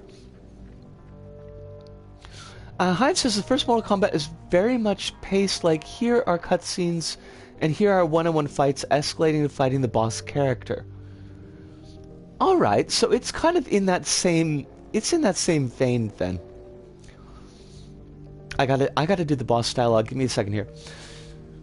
Chief Mechanic Peanut, you are away from your designated location. Return to the engines or submit to android processing.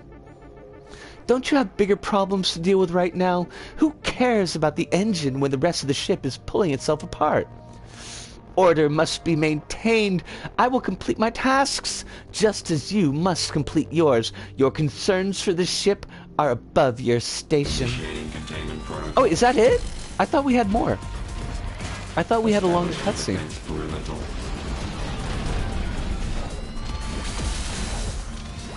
Also, this whole fight sucks.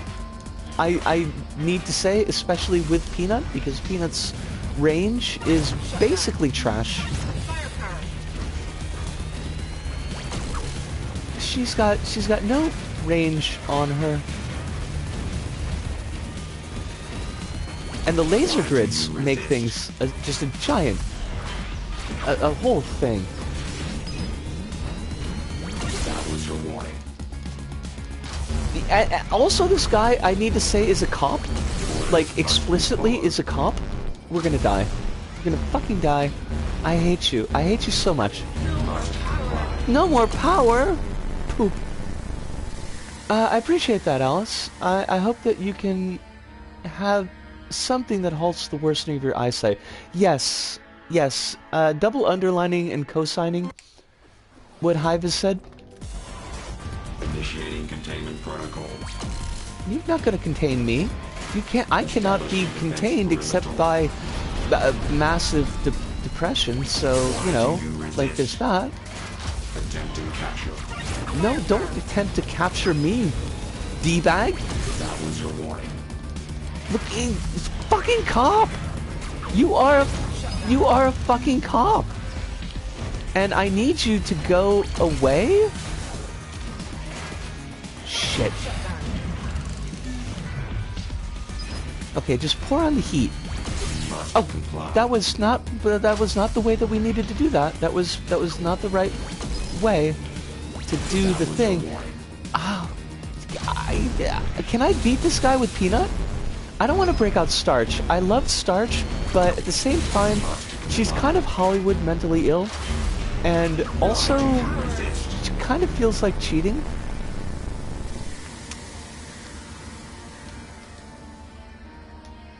Alright, we're gonna give this another shot. And if absolutely necessary, we will unfortunately break out the Starch, and she will destroy everything, because that's basically her job. I mean, fuck, I keep on forgetting to tap fire. No! Capture balls! You are cops! You are awful cops! And I hate you! Okay, we gotta get rid of the energy grid. While we have range. See, this is the problem with Peanut on this fight, is that Peanut has basically zero range. Compared to the other androids. Shit. Fuck. Shit.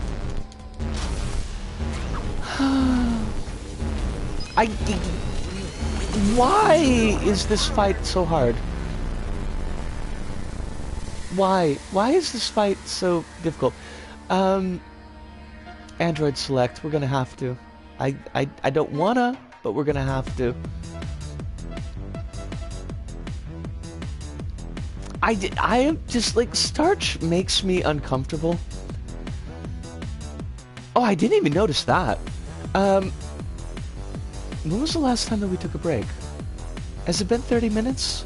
Is it time for another break? Shit. Hold on a second. Hold on a second. I can check this.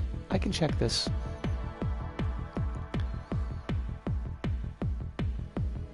Oh, no, it's definitely not time for a break. Okay, good. We're all good. Yeah, okay, we're gonna break out Starch. Starch is kind of cheat mode for this game. Because she is absurdly powerful. The downside of that is that she is wacky. I'm gonna put wacky in quotes here because, you know, like I see what they're going for and I kind of don't like it very much anymore.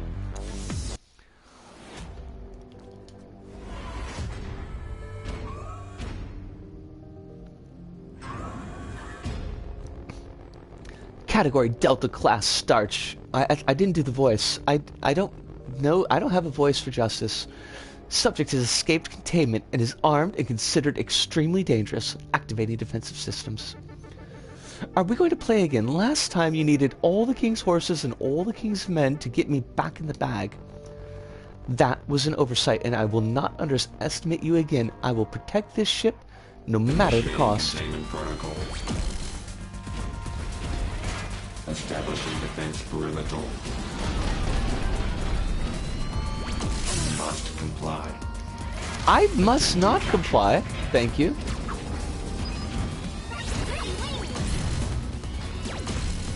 What I must do is to get around your shields because your shields suck. Okay? I don't know if you've noticed this, but your shields That was your warning. are the suck.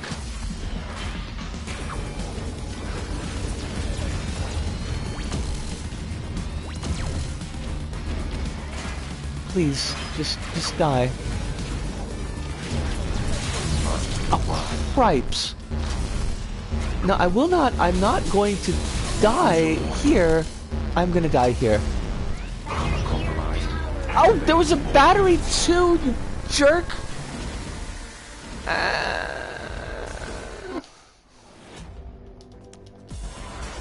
Initiating containment protocol.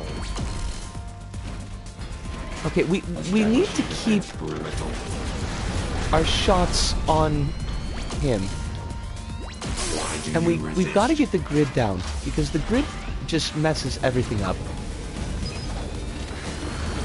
Orders must be followed.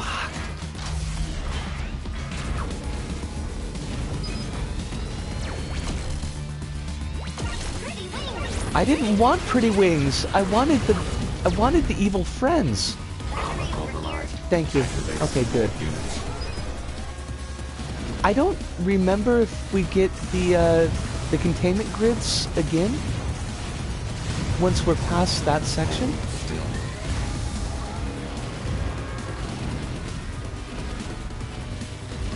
Give me my friends. And by friends I mean my death-dealing robots. Because they are, like, fucking cool. Tiny robots. Unexpected resistance encountered. Activating additional units. Oh fudge. Oh fudge. Oh fudge. I need the battery. I need the shit. No, no more defensive grids, you jackass. Enjoy tiny blue circles. Battery mounted seal. Venting engine reactor. Oh gosh. Oh crumbs. Oh, we are. You're dead. Damage. System inoperable. Woohoo! Ollie, oxen free. You mean to head for the core? Please promise me you won't harm her. Sure, Piggy swear. Oh, you don't have pinkies. Bad luck, old bean. Dude, Dez is not in chat anymore, so I can't ask if English people actually say old bean. But I really want to know. Alright. If we die, we'll change back to Peanut. Because I like Peanut, but... Oh, DJ! How are you doing tonight, DJ? I hope that life is being very kind to you. There's no significant problems going on. Panda says they do, but only when talking about why the baked beans taste bad. Can baked beans taste bad? Like, isn't that basically illegal? Because baked beans are they're pretty fucking on fire. Now granted, I haven't had baked beans in forever. Something like forever, I think.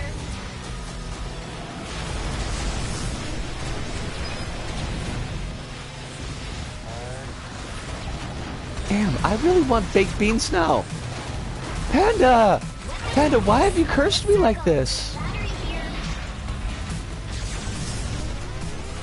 There is no place I can get baked beans here. I think. Maybe? Maybe there is. I don't know. I don't believe I've ever seen baked beans here. But that means nothing.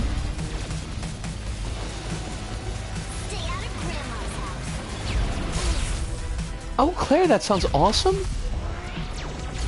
I don't know if I've ever had...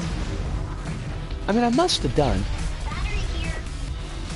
But, like, baked beans were not a family recipe for us. Which, I mean, it makes sense, because my family's Italian, but...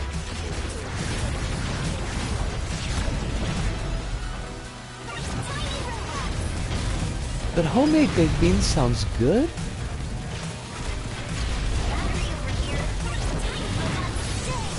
Tiny robots stay. Yes, they do. Yes, they do.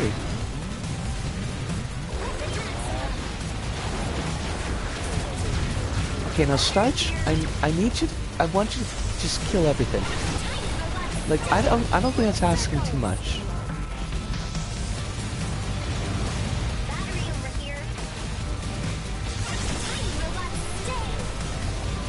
Tiny robots stay. Now technically we could keep running across the stage and it'll keep building itself. I think infinitely.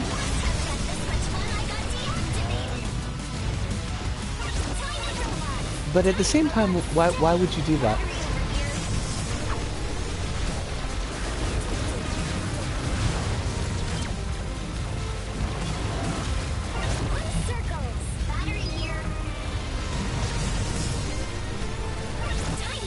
If you got angry red circles, do you have like happy blue circles? Hive says, okay, Panda cursed you with baked beans craving, and I cursed you with the recent defense of a Paul W.S. Anderson movie, which made you curious to revisit the man's cinema. Which is worse? Probably the baked beans craving, Hive, because I feel like I can resist returning to Anderson's work. I recognize that he is pretty gross in his treatment of his stunt workers, so that weighs against my desire to like do a deep dive into Resident Evil movies.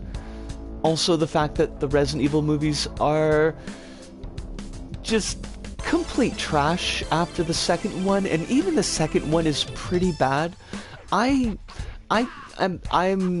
very white myself, so I can't speak to how black folks relate to the particular character, but the like made for TV pimp character in Resident Evil 2 to me personally reads really gross. Like he's kind of in that, like, I feel like comic relief people of color subgenre or trope of characters from, say, late 90s into early 2000s. And, like, again, I can't say how people of color relate to those characters, and I don't want to make that kind of decision, but, like, personally speaking, it just feels kind of like, you just kind of put them in there to be a clown, didn't you?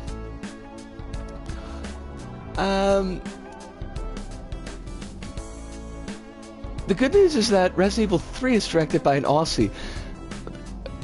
Resident Evil 3 is a lot. Like, the plague, the G virus plague, makes the world into a desert. And also, Alice has psychic powers. I don't have strong enough memories of the later films to really say, but I feel like 3 was the most visually boring of the movies. Like, in 1 you've got the lab is pretty well designed. There's some interesting elements to that, like the way that they've got the projection windows, so people think that they're above ground, like so that they don't have too much stress from being underground all the time and never seeing sunlight. There's some pretty good cinematography in it. It holds that kind of like dark haunted house sliding into a zombie movie feel. The liquor is terrible, and the dogs are clearly covered in Skedios, which makes them kind of cute, but also, you know, like there's CG issues in there. Resident Evil 2, it's your kind of basic zombies eating the city movie. I thought the school scenes were pretty well handled, although they felt more like a Silent Hill scene than like a Resident Evil scene, but I still thought they were kind of cool. The news lady getting eaten by the kids was good. It was flamboyantly over the top at some places, like Alice crashing through the stained glass window like Miss Piggy in the Muppets movie. Or is it the Muppets movie 2? I don't remember. But like, I mean, it's got a visual look to it, and even though Nemesis looks like absolute garbage, and I'm sorry, but Nemesis looks like absolute garbage, visually speaking, it's fairly compelling within its idiom. But then you get to Resident Evil 3, and everything is like yellow and brown. That's it. There's a clear lack of Zombros, and they're dusty Zombros, which, if you're gonna have Zombros, like, I mean, you kinda gotta make them wet. I feel a little bit like Scaredy Matt here talking about it, but like wet puppets. Wet puppets are definitely the thing. They're the jam. The Zombros in Resident Evil 3, they're just not wet. And I don't feel like I remember any of the Resident Evils beyond 3 except for the goth Loli character at the beginning of one of the movies who starts the plague in Tokyo. Because she had a look. And I think the last movie was in Russia, and there were many clones in that movie. Like, everybody else got brought back as clones. Panda, I love it. Dusty Zombros is my horror country rap group name. I mean, you could rock it. You could definitely rock it. Alice says Resident Evil 3 the movie, not to be confused with Resident Evil 3 Nemesis, not to be confused with Resident Evil 3 Remake, or R3 Make. I don't know if we ever decided on how we were going to call that game. And I'm going to be honest with you, I've already lost, like... Oh, okay, so DJ, I don't know if you've seen Resident Evil 2. There's a character in that movie that he's a black pimp, and to me he feels like it's a very uncomfortable character. It's like a very uncomfortable presentation, but as I was saying, like,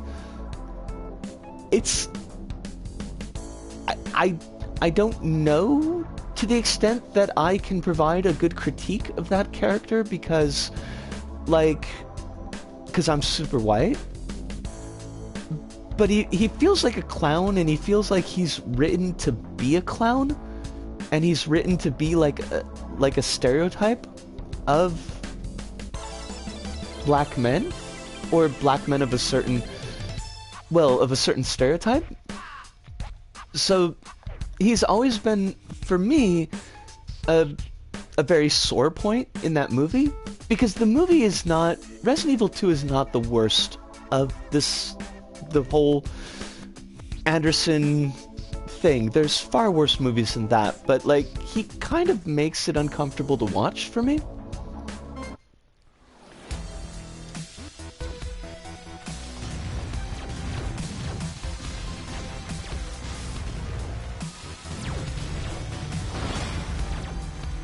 But again, that's me speaking from a place of like, I don't really know what I'm talking about, just how I feel.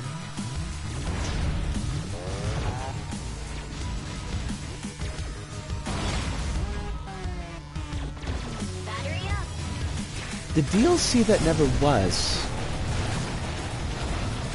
Wait, do you mean that the Resident Evil 3 make was the DLC that never was? Or I'm kind of confused, but then again, I'm always kind of confused, so that's okay. You don't have to. DJ, it's not a movie that I, even on its own merits, even with my feelings about the character, like, it's not really a great movie. And it is a Wes Anderson movie.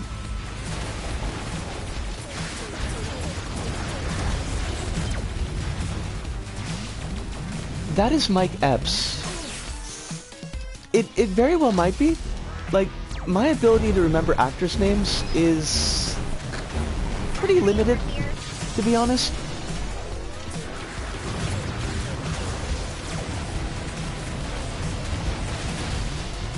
Please, robots. There's things going on. I know the character you mean, and yeah, I don't think you have to be black to see the racist stereotype, where it's obviously written by... Oh, crumbs. I'm gonna die. Oh, I'm not gonna die. Okay. Because I gotta look at the chat on the computer, because it's gotten cut off.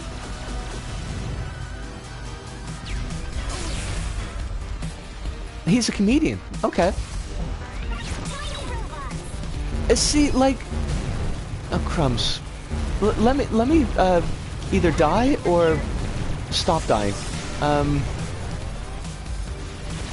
And I'll kind of go into how I feel about that.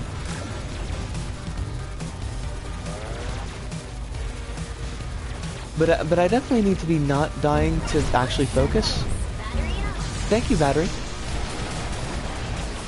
There's so much. Like, I love this stage, but he was in Next Friday.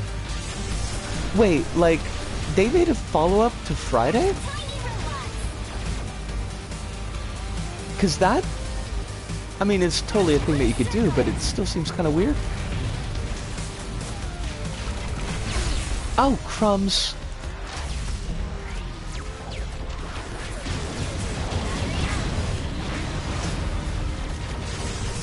Where am I? What am I doing?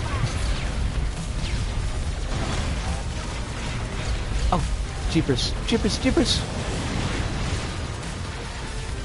So much death. Yes, more tiny robots. That's, I mean, basically, if we could just have many tiny robots, and they could kill everything for me, and then I could pay attention to what I need to pay attention to, that would be awesome. Oh, fudge.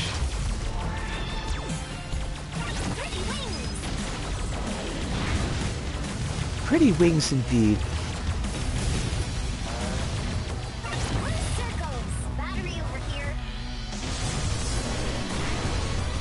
Alright, surely this level has to end soon.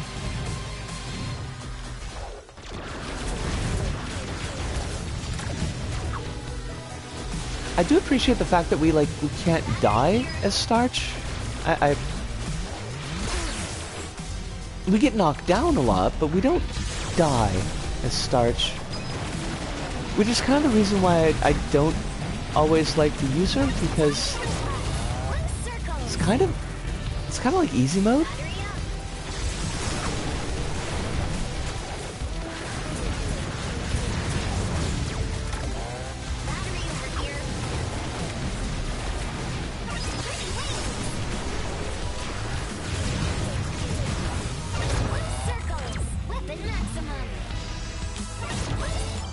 Oh, good. Okay.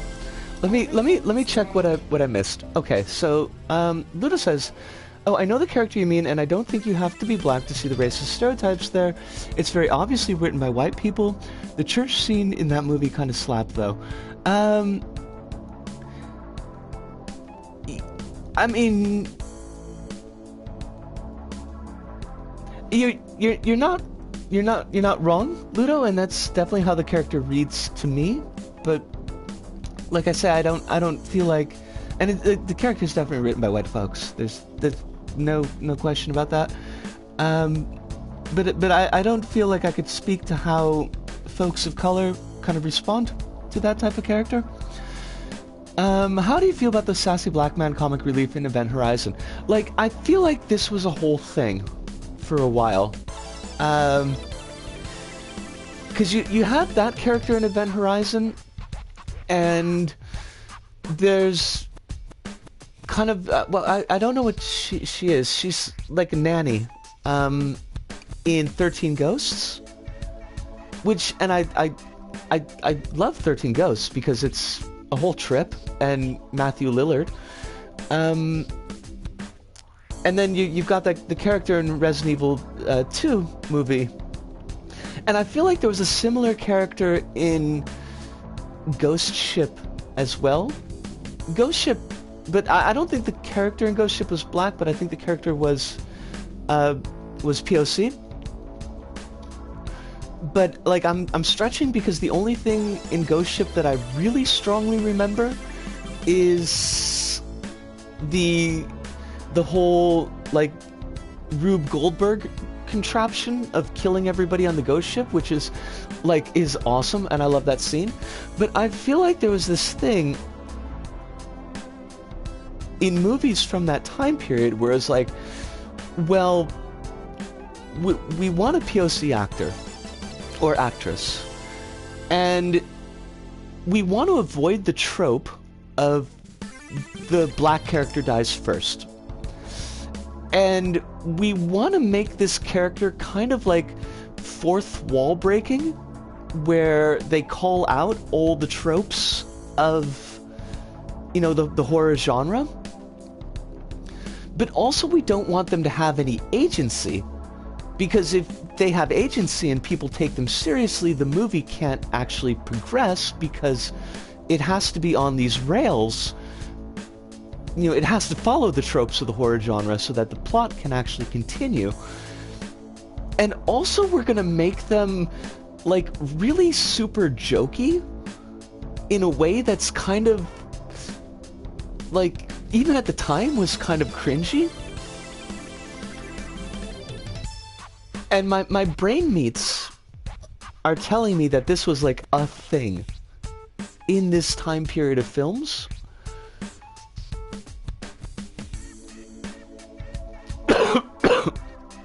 Alright, I am going to take a really quick pause now. I'm going to take my 5-minute break because I'm starting to cough, and get some water into me. And by all means, please continue to discuss terrible movie tropes that have been designed by white folks, because like we fuck everything up. And get some water yourselves. Do a big stretch, because stretching is good too. Get yourself some soup, a sandwich, a bit of shellacking? Yeah, we'll go with shellacking.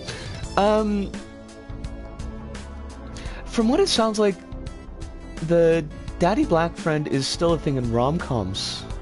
Okay. Like, I'm not... rom-coms are very much out of my wheelhouse. Like, I really don't watch them, because usually both the ROM side and the COM side tend to make me deeply uncomfortable for very different reasons. Even Shaun of the Dead, and I think Shaun of the Dead is one of the better ones, but that's also probably because it's kind of a horror movie. But there's some like really uncomfortable stuff in Shaun of the Dead when you peel off the outer layers of the onion. Sassy, not daddy. Okay, autocorrect does weird things. I'm getting my water now. I'm gonna get my water now. I'm gonna be back in 5 minutes.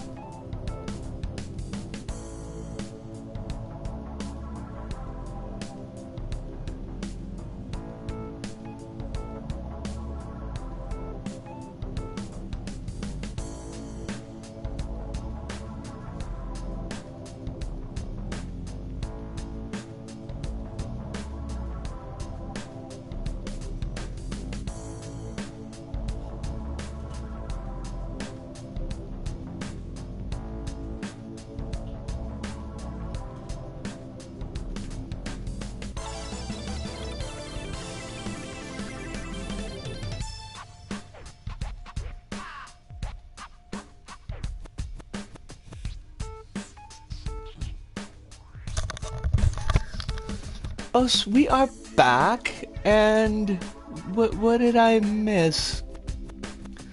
Laughters, yes, you have, Claire, and it's very appreciated. It's very, very appreciated. Kronos says, not sure how much stream is left. I've woken from a long rest. We'll at least get to the 3-hour point, and might go beyond depending on how long it takes us to get through the game, because we could probably do a run of the game. I wish that we weren't always doing runs with Starch, because Starch is kind of easy mode, but yeah, I think we've got 2 more stages left here, and then we've got the final level. It probably won't take that long, but we'll see what we can do. Make sure that you get a little bit of time in.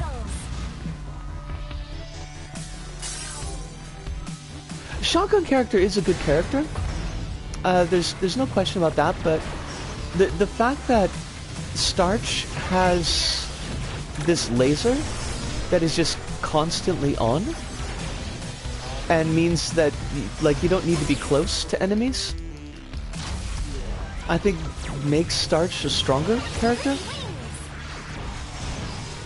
Or maybe less stronger and more easy to play. Because you don't really need to worry about, like, hitting anything. I'm weirdly terrible with Starch, not sure what it is. That's interesting. Because honestly, I find Starch to be the easiest character to play.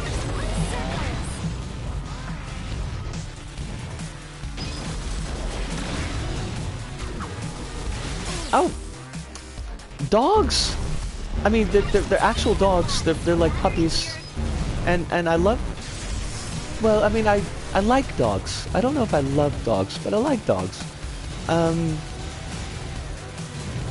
I know that they do a lot for people. But the dogs in this game are, like, not to be fucked with.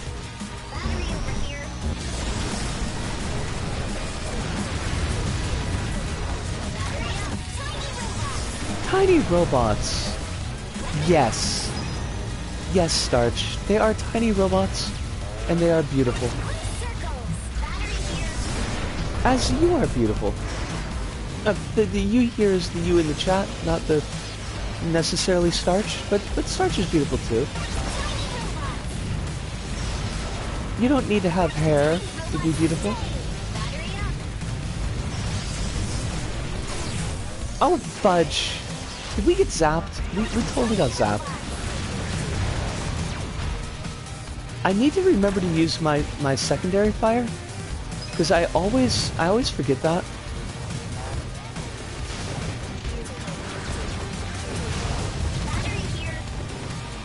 And it fills up a lot faster than I expected to. Gosh, but could you not though? Yes. Blue circles, indeed.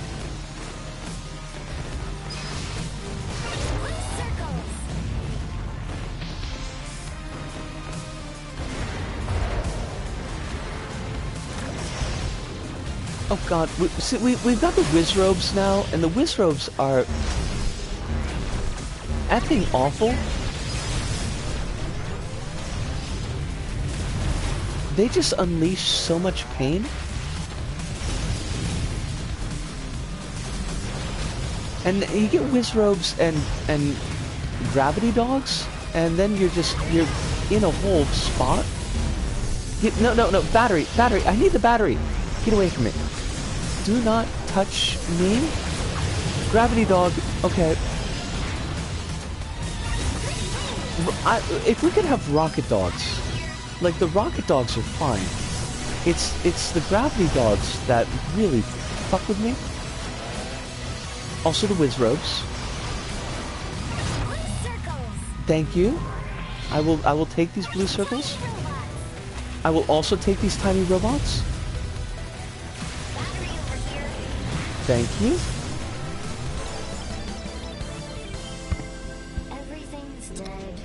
Everything's dead. Starch, like, your mood, at the very least, like, Starch's mood is, I totally get. Also, build a level. I love build a levels.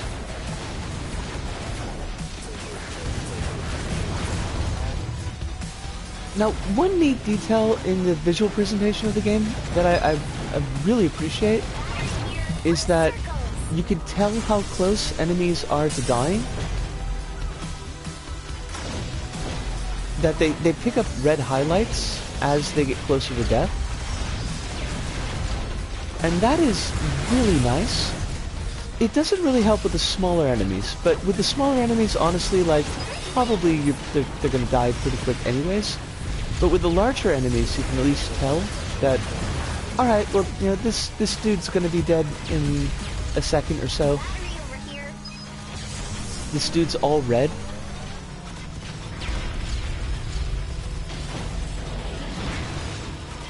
Wait, are you not dead?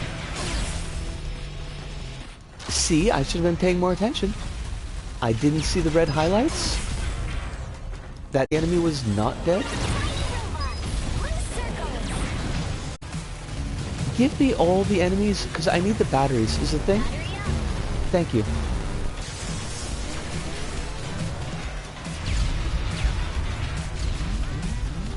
I will not accept explosions from you at this time. We are not in the market for explosions. Well, you can always play Cactus after you're done sketching, Promise. Cactus is not going to go away.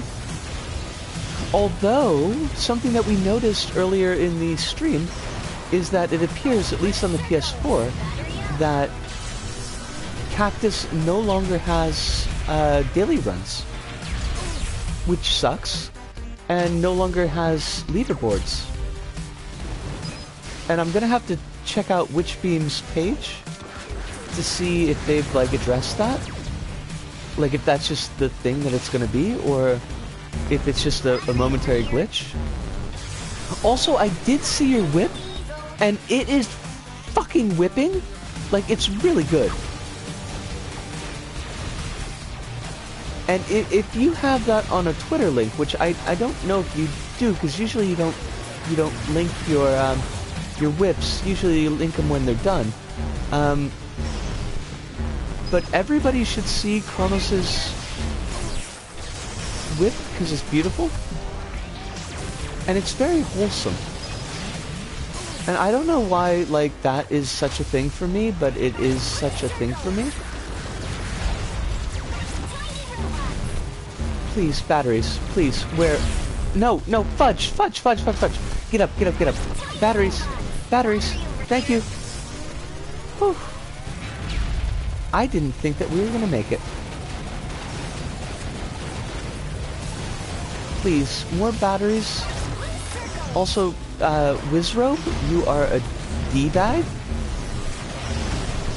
Batteries. Fuck. Okay, get up. Get your battery. Why, Wizrobes? Why? Why must you suck so hard? Nobody needs that. Thank you.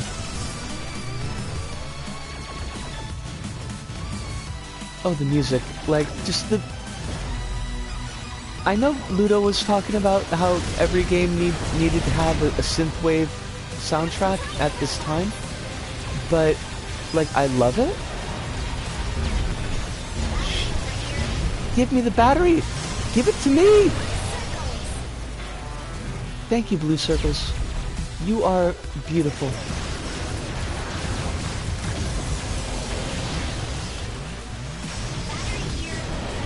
Oh, and we got a battery.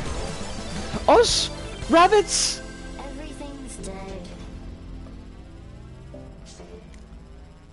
Neko Navy has one synthwave track? I mean, you know, it's gotta. I really like it. Before I get into music a little bit, because I can't really talk very much about music. Rabbits, I hope that you're very, very well. I hope that life is treating you as kindly as you deserve. It is so good to have you here. I saw a little bit of your stream with Auntie, and I really wish I had the focus to watch streams, because I miss them a lot. It's been rare the last, like, I don't know, like the last 6 or so months for me to be able to drop into a stream and to engage with the stream. But I was really, really happy to see yours, and it sounded like you were having a good time. The track definitely eclipses the kind of mid-tens synthwave porridge. Like, I'm gonna be like 100% honest with you, Ludo. Like, I don't 100% know what synthwave is, but I know that I really enjoyed this soundtrack an awful lot, and I like the fact that you can set it, like in our settings here, you could set it so that it responds to your health in the game. So like it speeds up and slows down. I think that's a really cool effect.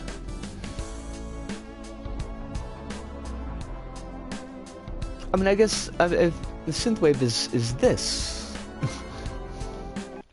I also like beep boop music, as Thomas called it when he was hanging around us. Starch, you got yourself free. I'm a fan of your work. You know, I can't read. I'm pretty much doing the same thing now. We could team up.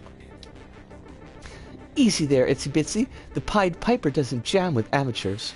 Oh, let's play Loves Me, Loves Me Not. You're the flower. Chrono says, Automation is my favorite Cactus track. I need to DL the actual soundtrack of this. Luda says it's faux 80s electro music with the 4/4 kick snare beats. It's a very specific sound, and most of this OST isn't that. Oh, that's cool. That was a generous offer, you broken little android. I'll regret throwing it back in my face. I'll make you regret throwing it back in my face. See, I can read. I totally can read. And I refuse to dance because I cannot dance, honestly. Like, it is not a thing that I can do. Oh, come on! Really, though? How did we take damage there?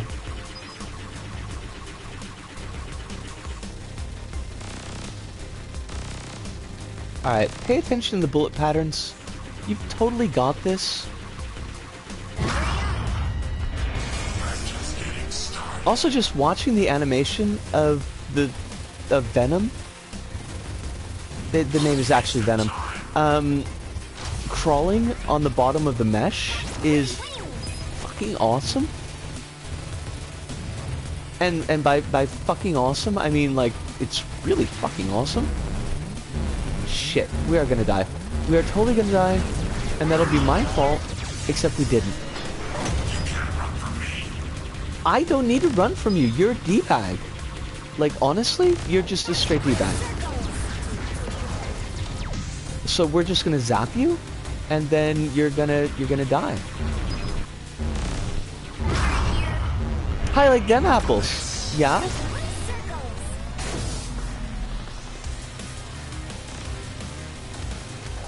We need to use our rockets more. We definitely need to use our rockets more. This is actually a fairly forgiving Danmaku spread. Almost shockingly so. The hardest bit is this part here. But even that is not... It's not that bad. It's annoying, but you can see the paths between the beams. she says as she dies. Tiny robots. Rocket out with the tiny robots?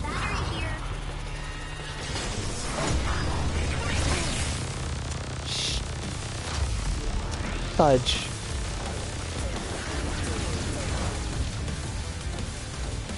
Like, it just feels like there's less to keep track of in this fight. I don't know that that's 100% true, or if it's just the way that it feels. Come on, you are almost dead. No, I need the battery.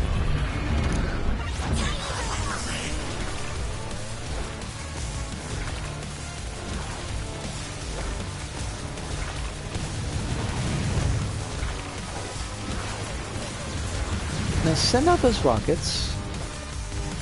Don't get stuck in the balls of goo. Rockets also, please. Thank you for the battery. If I go, I'm taking you with me. If I go, I take you with me. Please, I mean, honestly, dude, I am so okay with that. You have no idea. Gave me such power. Loves me not. Well, let's count. How many legs did you start with? Luda says, I think only one of the menu tunes or the title theme had that classic synthwave rhythm. Huh, okay.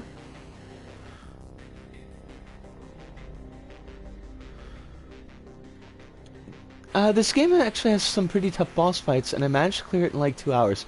It's a very quick game, Chronos. Like, if you're not taking the time to like chat and take breaks, I could very easily see breezing through the game in 2 hours. Some of the boss fights are fairly tough. Justice is a giant pain in the ass. So that's, I think Justice for me and Vespula, the one that summons the bees, are the ones I probably have the hardest time with. The first boss, whose name I cannot remember at this time, is really not a big issue. Like, I definitely get knocked down on the boss. I don't want to give the impression that, like, I just breeze through no hit on the boss, but, like, it doesn't feel like there's a lot to juggle. And Venom as well, like, part of it, I think, is that, like, the field in Venom provides a really good contrast to Venom's shots. So it feels much easier to read the patterns and be able to kind of juggle those patterns instead of getting caught up in them. The final boss I do tend to struggle with a fair amount, especially like the true final form of the boss. I think I've only beaten that like maybe 3 or 4 times, and that's split between console and PC, because I got Assault Entered Cactus on PC as well. I almost always end up running out of energy on the final form. Claire says I'm starting to get jittery. I want to get stuff started, but I said 10 p.m. EST. Is this... Claire, are you doing the stream? Is that today? Is that today? Because the folks definitely, like, check out Claire's charity stream. If it is today and I'm not, like, completely misreading the situation. Alice says, yes, the classic Eminem track to promote the movie Venom. That song, Alice, that song is like, yeah, it's so bad. It's so, I like Venom as a movie. The character is, I mean, it's very much 90s edgelord BS. Like, I do like the movie. I've got very severe problems with how they kind of they resolve Eddie's relationship with his ex-girlfriend, and Stan Lee showing up in the cameo to be like, don't give up, you should keep chasing her, when she's clearly moved on, by the way, from a boyfriend who completely ignores journalistic ethics and fucks her career. And Stan Lee is like, no, go get him, Tiger. And it's like, okay, fuck you, because he never atoned for that in any real way. But at the same time, the movie's like a lot of fun. Like, Eddie's super gay relationship with the symbiote loving tater tots, Elon Musk being the bad guy instead of in Iron Man, where Elon Musk is the good guy, sort of. Like, there's a lot in Venom. Venom is a lot, but it's fun. You know, it is ultimately a fun movie. It's probably one of the better Marvel movies because it like doesn't really take itself very seriously. But that song just comes in at the credits, and it's just like what the fuck? This is what you want to go out on? Is Eminem being Eminem? Hive says Venom is a gay buddy comedy weaved into a 90s, 2000s comic book movie. You're not wrong. You are absolutely not wrong. Chrono says, I don't remember a whole lot from Venom, but I remember Venom being hilarious as hell. It's like, it's weird. It's in the sense of working, the movie largely works.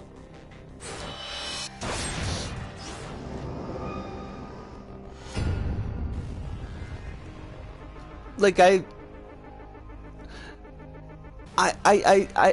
definitely feel that my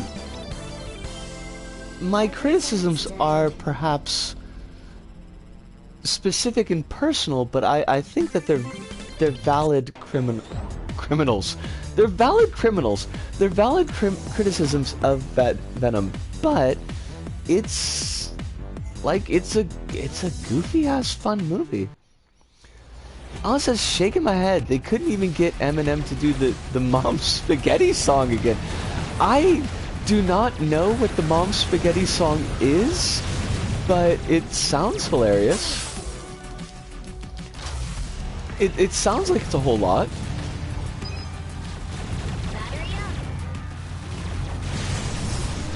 Need I remind you, the Hive says, that the Elon Musk of Iron Man is Elon Musk.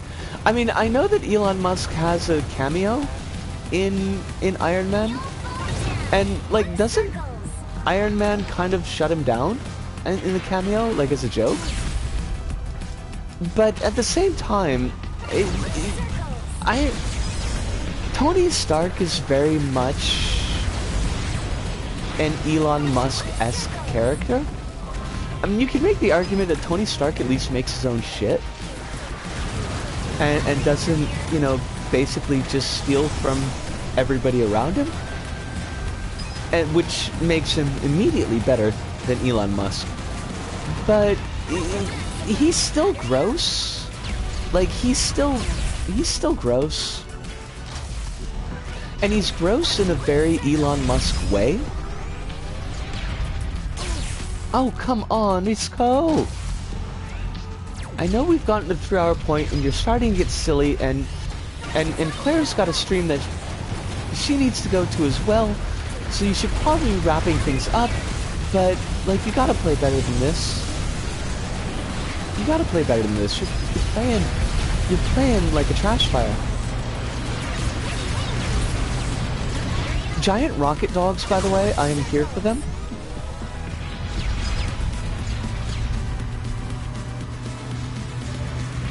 breadcrumbs. I'm missing things, and I don't want to miss things, but I kind of need to just for a second. Mostly because, like, stuff is just trying to kill me. And I wish that this stuff would not try to kill me.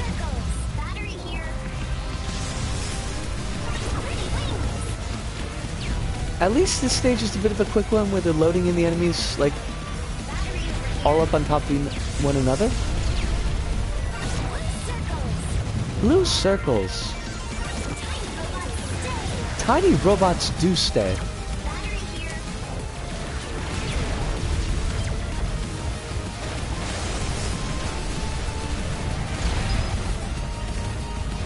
Everything explode, please? Oh, no, you took away my blue circles! And by blue circles, I mean my tiny robots. Jerks.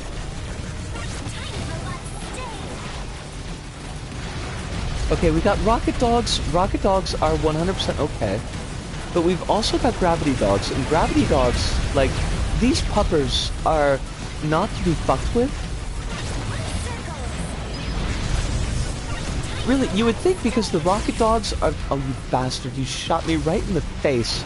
And me, because I'm silly, I just sat there and was like, yeah, just shoot me in the face. Like, why not? Just do it. I don't need my tiny robots.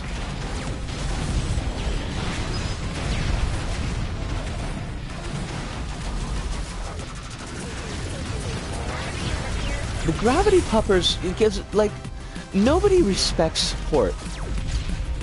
At the end of the day, nobody respects support. And that's not fair. Because your support is what gets you through. And maybe I'm just saying that because I naturally gravitate towards support roles. But, you know, the gravity puppers are just... They just drag you into the onslaught of the other enemies. And then you're basically fucked.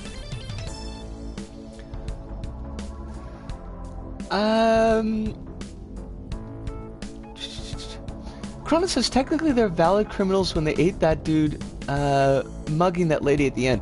Oh, I mean, Venom eats people. Like, Venom is a straight up is a criminal, but is a criminal very much in that anti-hero way where it's like, yeah, he kills people, but he kills worse people. And I can forgive that because it is... I mean, it's not a good message to send to folks, but it's definitely within a well-established archetype. And particularly for its time.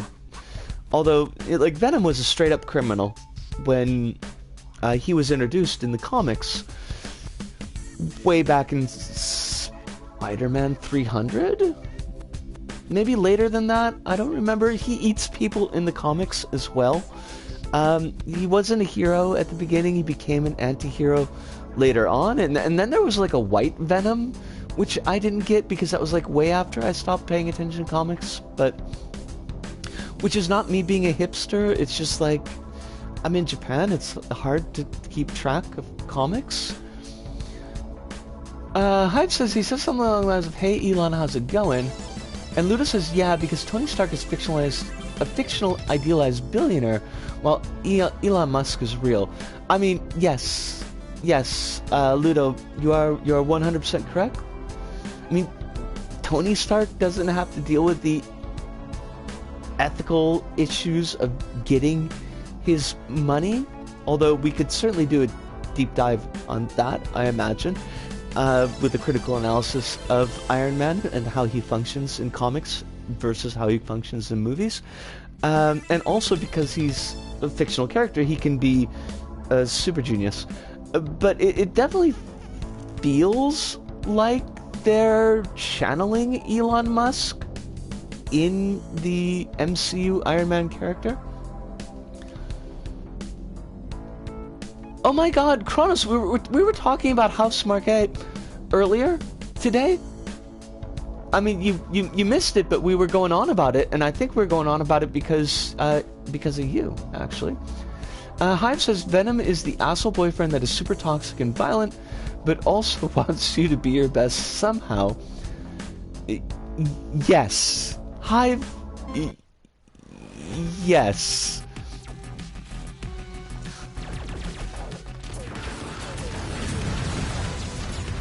I think that you are absolutely right on that, Hive. There's like, I mean, if you really wanted to dig into the character, there's a lot in Venom that's kind of a mess.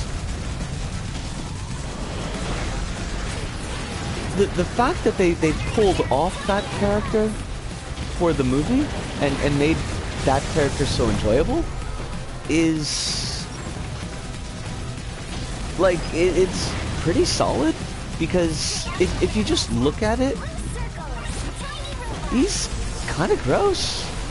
Movie Venom especially is like, I mean, Tom Hardy is fun, and I'm glad that they did a Tom Hardy jam where you could actually hear his voice and he could talk and you could understand him talking. But like, yeah, Eddie Brock, movie Eddie Brock, but even comic Eddie Brock is like, he's a lot. He's a lot. He's not a good lot. He's a bad lot.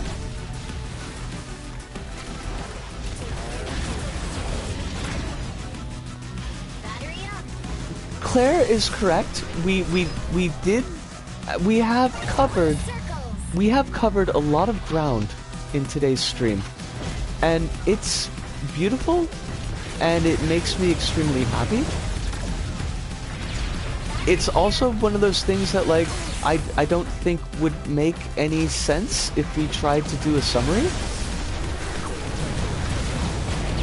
But we did talk about Touchdown Jesus, and that was certainly a thing.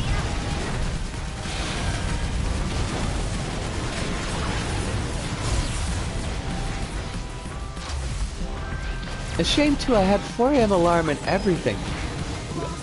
Kronos, the idea that you're waking up, I mean, I could not say how much I appreciate the fact that you do spend this time with us. And I mean that as sincerely as I possibly can. But the fact that you try to wake up at 4 o'clock in the morning to spend time with me is, I am not crying, but like, it's kind of a close one, you know.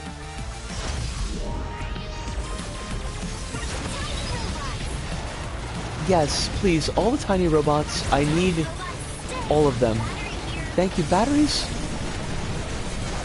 Corn, corn, corn, hell is real. Corn, corn. Claire has got it on the money here. If you haven't been to Ohio, you can't know, but although I imagine like every place has kind of got their Ohio-esque area. I don't know what Australia's Ohio adjacent area would be, but it must have one. It's like some kind of law. Where's my battery? Thank you.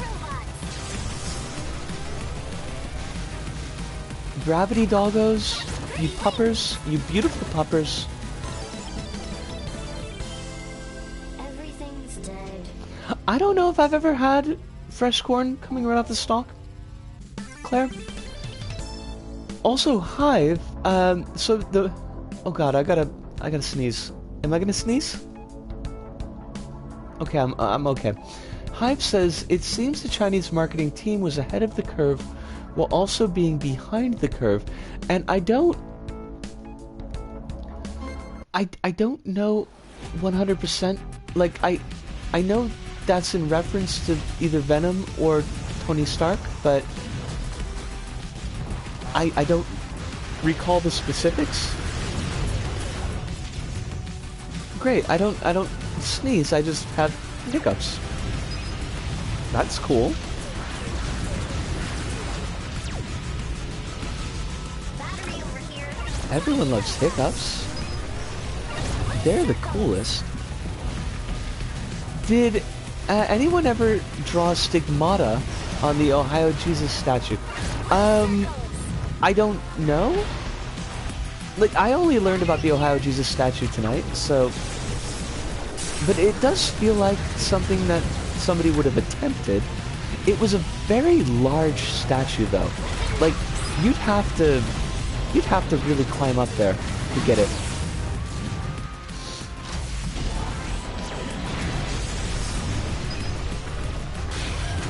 The Chinese marketing team released a series of illustrations of how Venom would make good boyfriend material, except it was all het relationships being advanced. Like, you could make the argument for comic Venom being het, but I think it is practically impossible to make the argument that movie Venom was het, because movie Venom is gay as fuck. And as anyone should know, but in case you're watching the VOD, that is not a critique.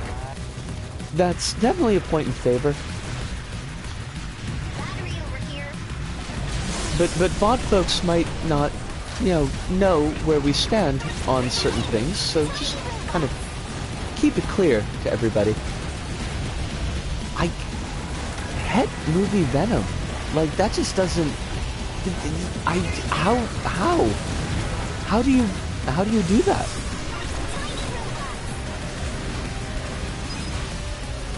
Like, the only way that works is if you make the symbiote a girl, which they clearly decided they didn't want to do.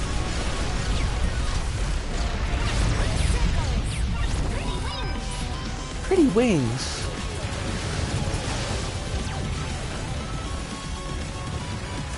Oh, that's why Peanut had magma wings. Because we had the accelerator. I didn't even notice that.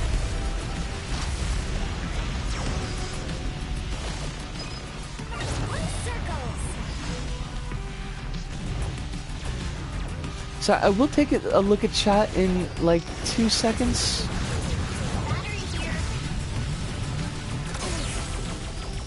I'm also kind of trying to figure out, like, do we push the stream all the way to the end boss, or do we kind of wrap up? Because we're close to the end boss, but we're also at 3.5 hours, and that's, it's a lot. 3.5 hours is a lot, so I'm gonna kind of make a decision after this stage. But I do want to give the warning that we might be going into the wrap up.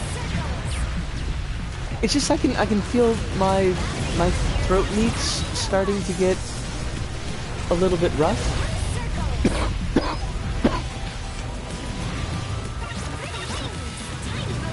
Pretty wings. Oh, yeah, yes, Kronos. If you've got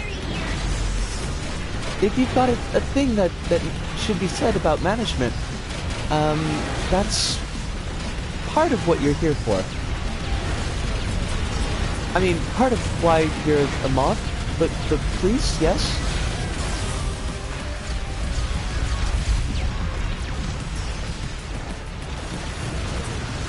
Okay, everything needs to stop killing me for a moment. I would like success. Success would be nice.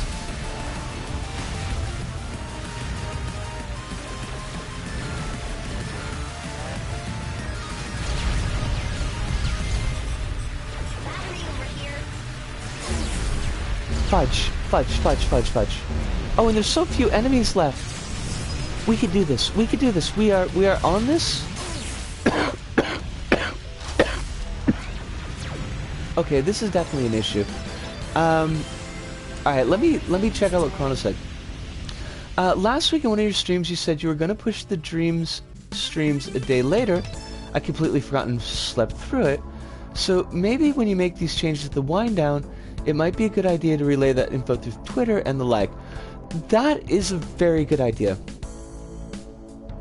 Kronos, that is a very good idea. Making sure that we're keeping up communication. Well, making sure that I'm keeping up communication with folks. I'm trying to remember, like, why that happened. The only slight problem is that, like, except for like the permanent changes where we moved the Sunday stream to Thursday, a lot of times when things fall apart for me, they do it without a lot of warning. So I do try to get like a heads up posting, but you're right. When we make more permanent changes, definitely. Or when I know that the stream needs to be moved, then we should definitely be giving people more advance time as to what's going on. Carl says, I know you get pretty tired after some streams, so I know you're not always capable of doing so, but I wasn't sure if I should bring this up. No, yes.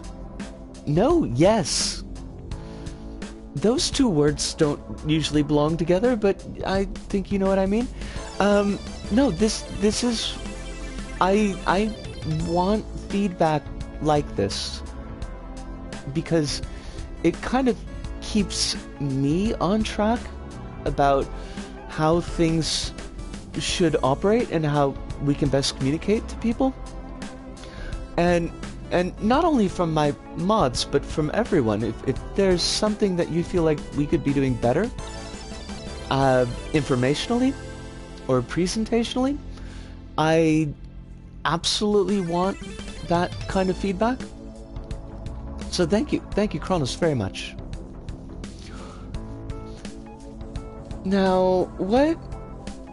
Hello, Brain Meats. Because I do think that we're going to do the wind down here. Hold on. Let me make sure that I get Claire's name right. Because I want to make sure that I put her... Wait, alt?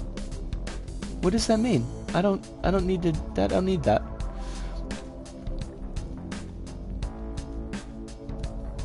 Okay, there we go. We are doing the wind down now. As far as I know, there aren't going to be any schedule changes coming up. I think we're probably going to do another few weeks of random games to kind of make a buffer between Control and the Evil Within. So tomorrow, I honestly don't know what I'm gonna do tomorrow. Like I'll figure something out, but I don't know what it is right now. But it'll be one of these kind of like one-off games where we don't really need to worry about like progress or things like that. I almost kind of want to do Skullgirls, but I'm a terrible fighter, and I'm worried that it would take my attention off the screen too much. Like it would take my attention away from chat too much. But I'll think about that. There's every possibility that we might have a Skullgirls thing go on. This Thursday will be the LBP3 stream, and Alpy's sister actually has got a level that I'm really looking forward to taking a look at. Alpy was really proud of her, and I want to toss her what support that I can toss her, so there's that. Claire's charity stream,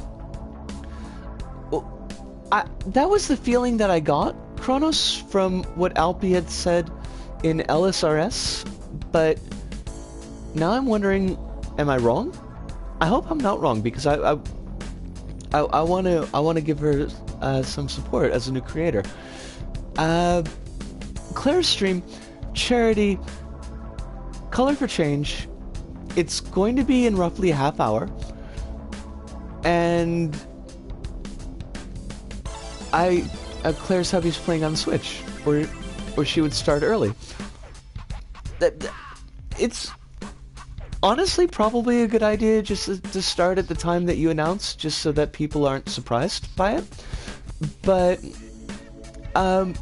folks, Claire's really fun. She's a good streamer. I wish that I could watch her more. I might drop in, I mean, as a viewer, not as a presenter or anything. I might drop in later. I think I'm going to get a bit of a walk in to kind of do my ease down from my stream. But I might drop in and say hi, and please give Claire a follow. And if you've got like a couple of bucks that you were thinking maybe you wanted to send to me, don't send that money to the charity instead, because there's a lot of folks who need a lot more help than I do, which is honestly saying an awful lot, but it is unfortunately true. So if you can toss in a couple of bucks to support, and if you toss in $5, then you get to name a Pokemon. And who doesn't want to do that?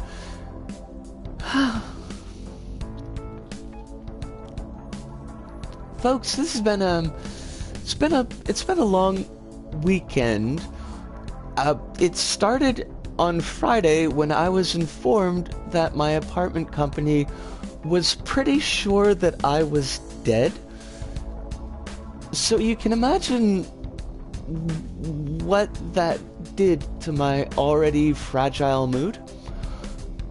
But tonight was really good. Tonight was a lot of fun. We had discourse, but it was the good discourse, not the shitty discourse. We got the bag on Resident Evil movies, which is always nice. I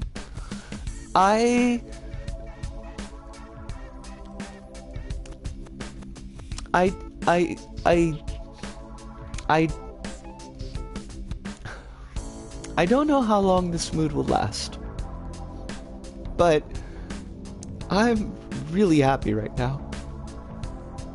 Like, I'm really happy right now. I know it doesn't sound like it, but these are the happy tears. These are not the shitty tears, because if they were the shitty tears, there would be snot everywhere, because I'm an ugly crier. Thank you. Thank you so much. So that just about does it for us this go about. So for me, Risco here in Osaka, to all of you out there, wherever you may happen to be, thank you. Arigato. Arigato. Sayonara. See you, and ciao.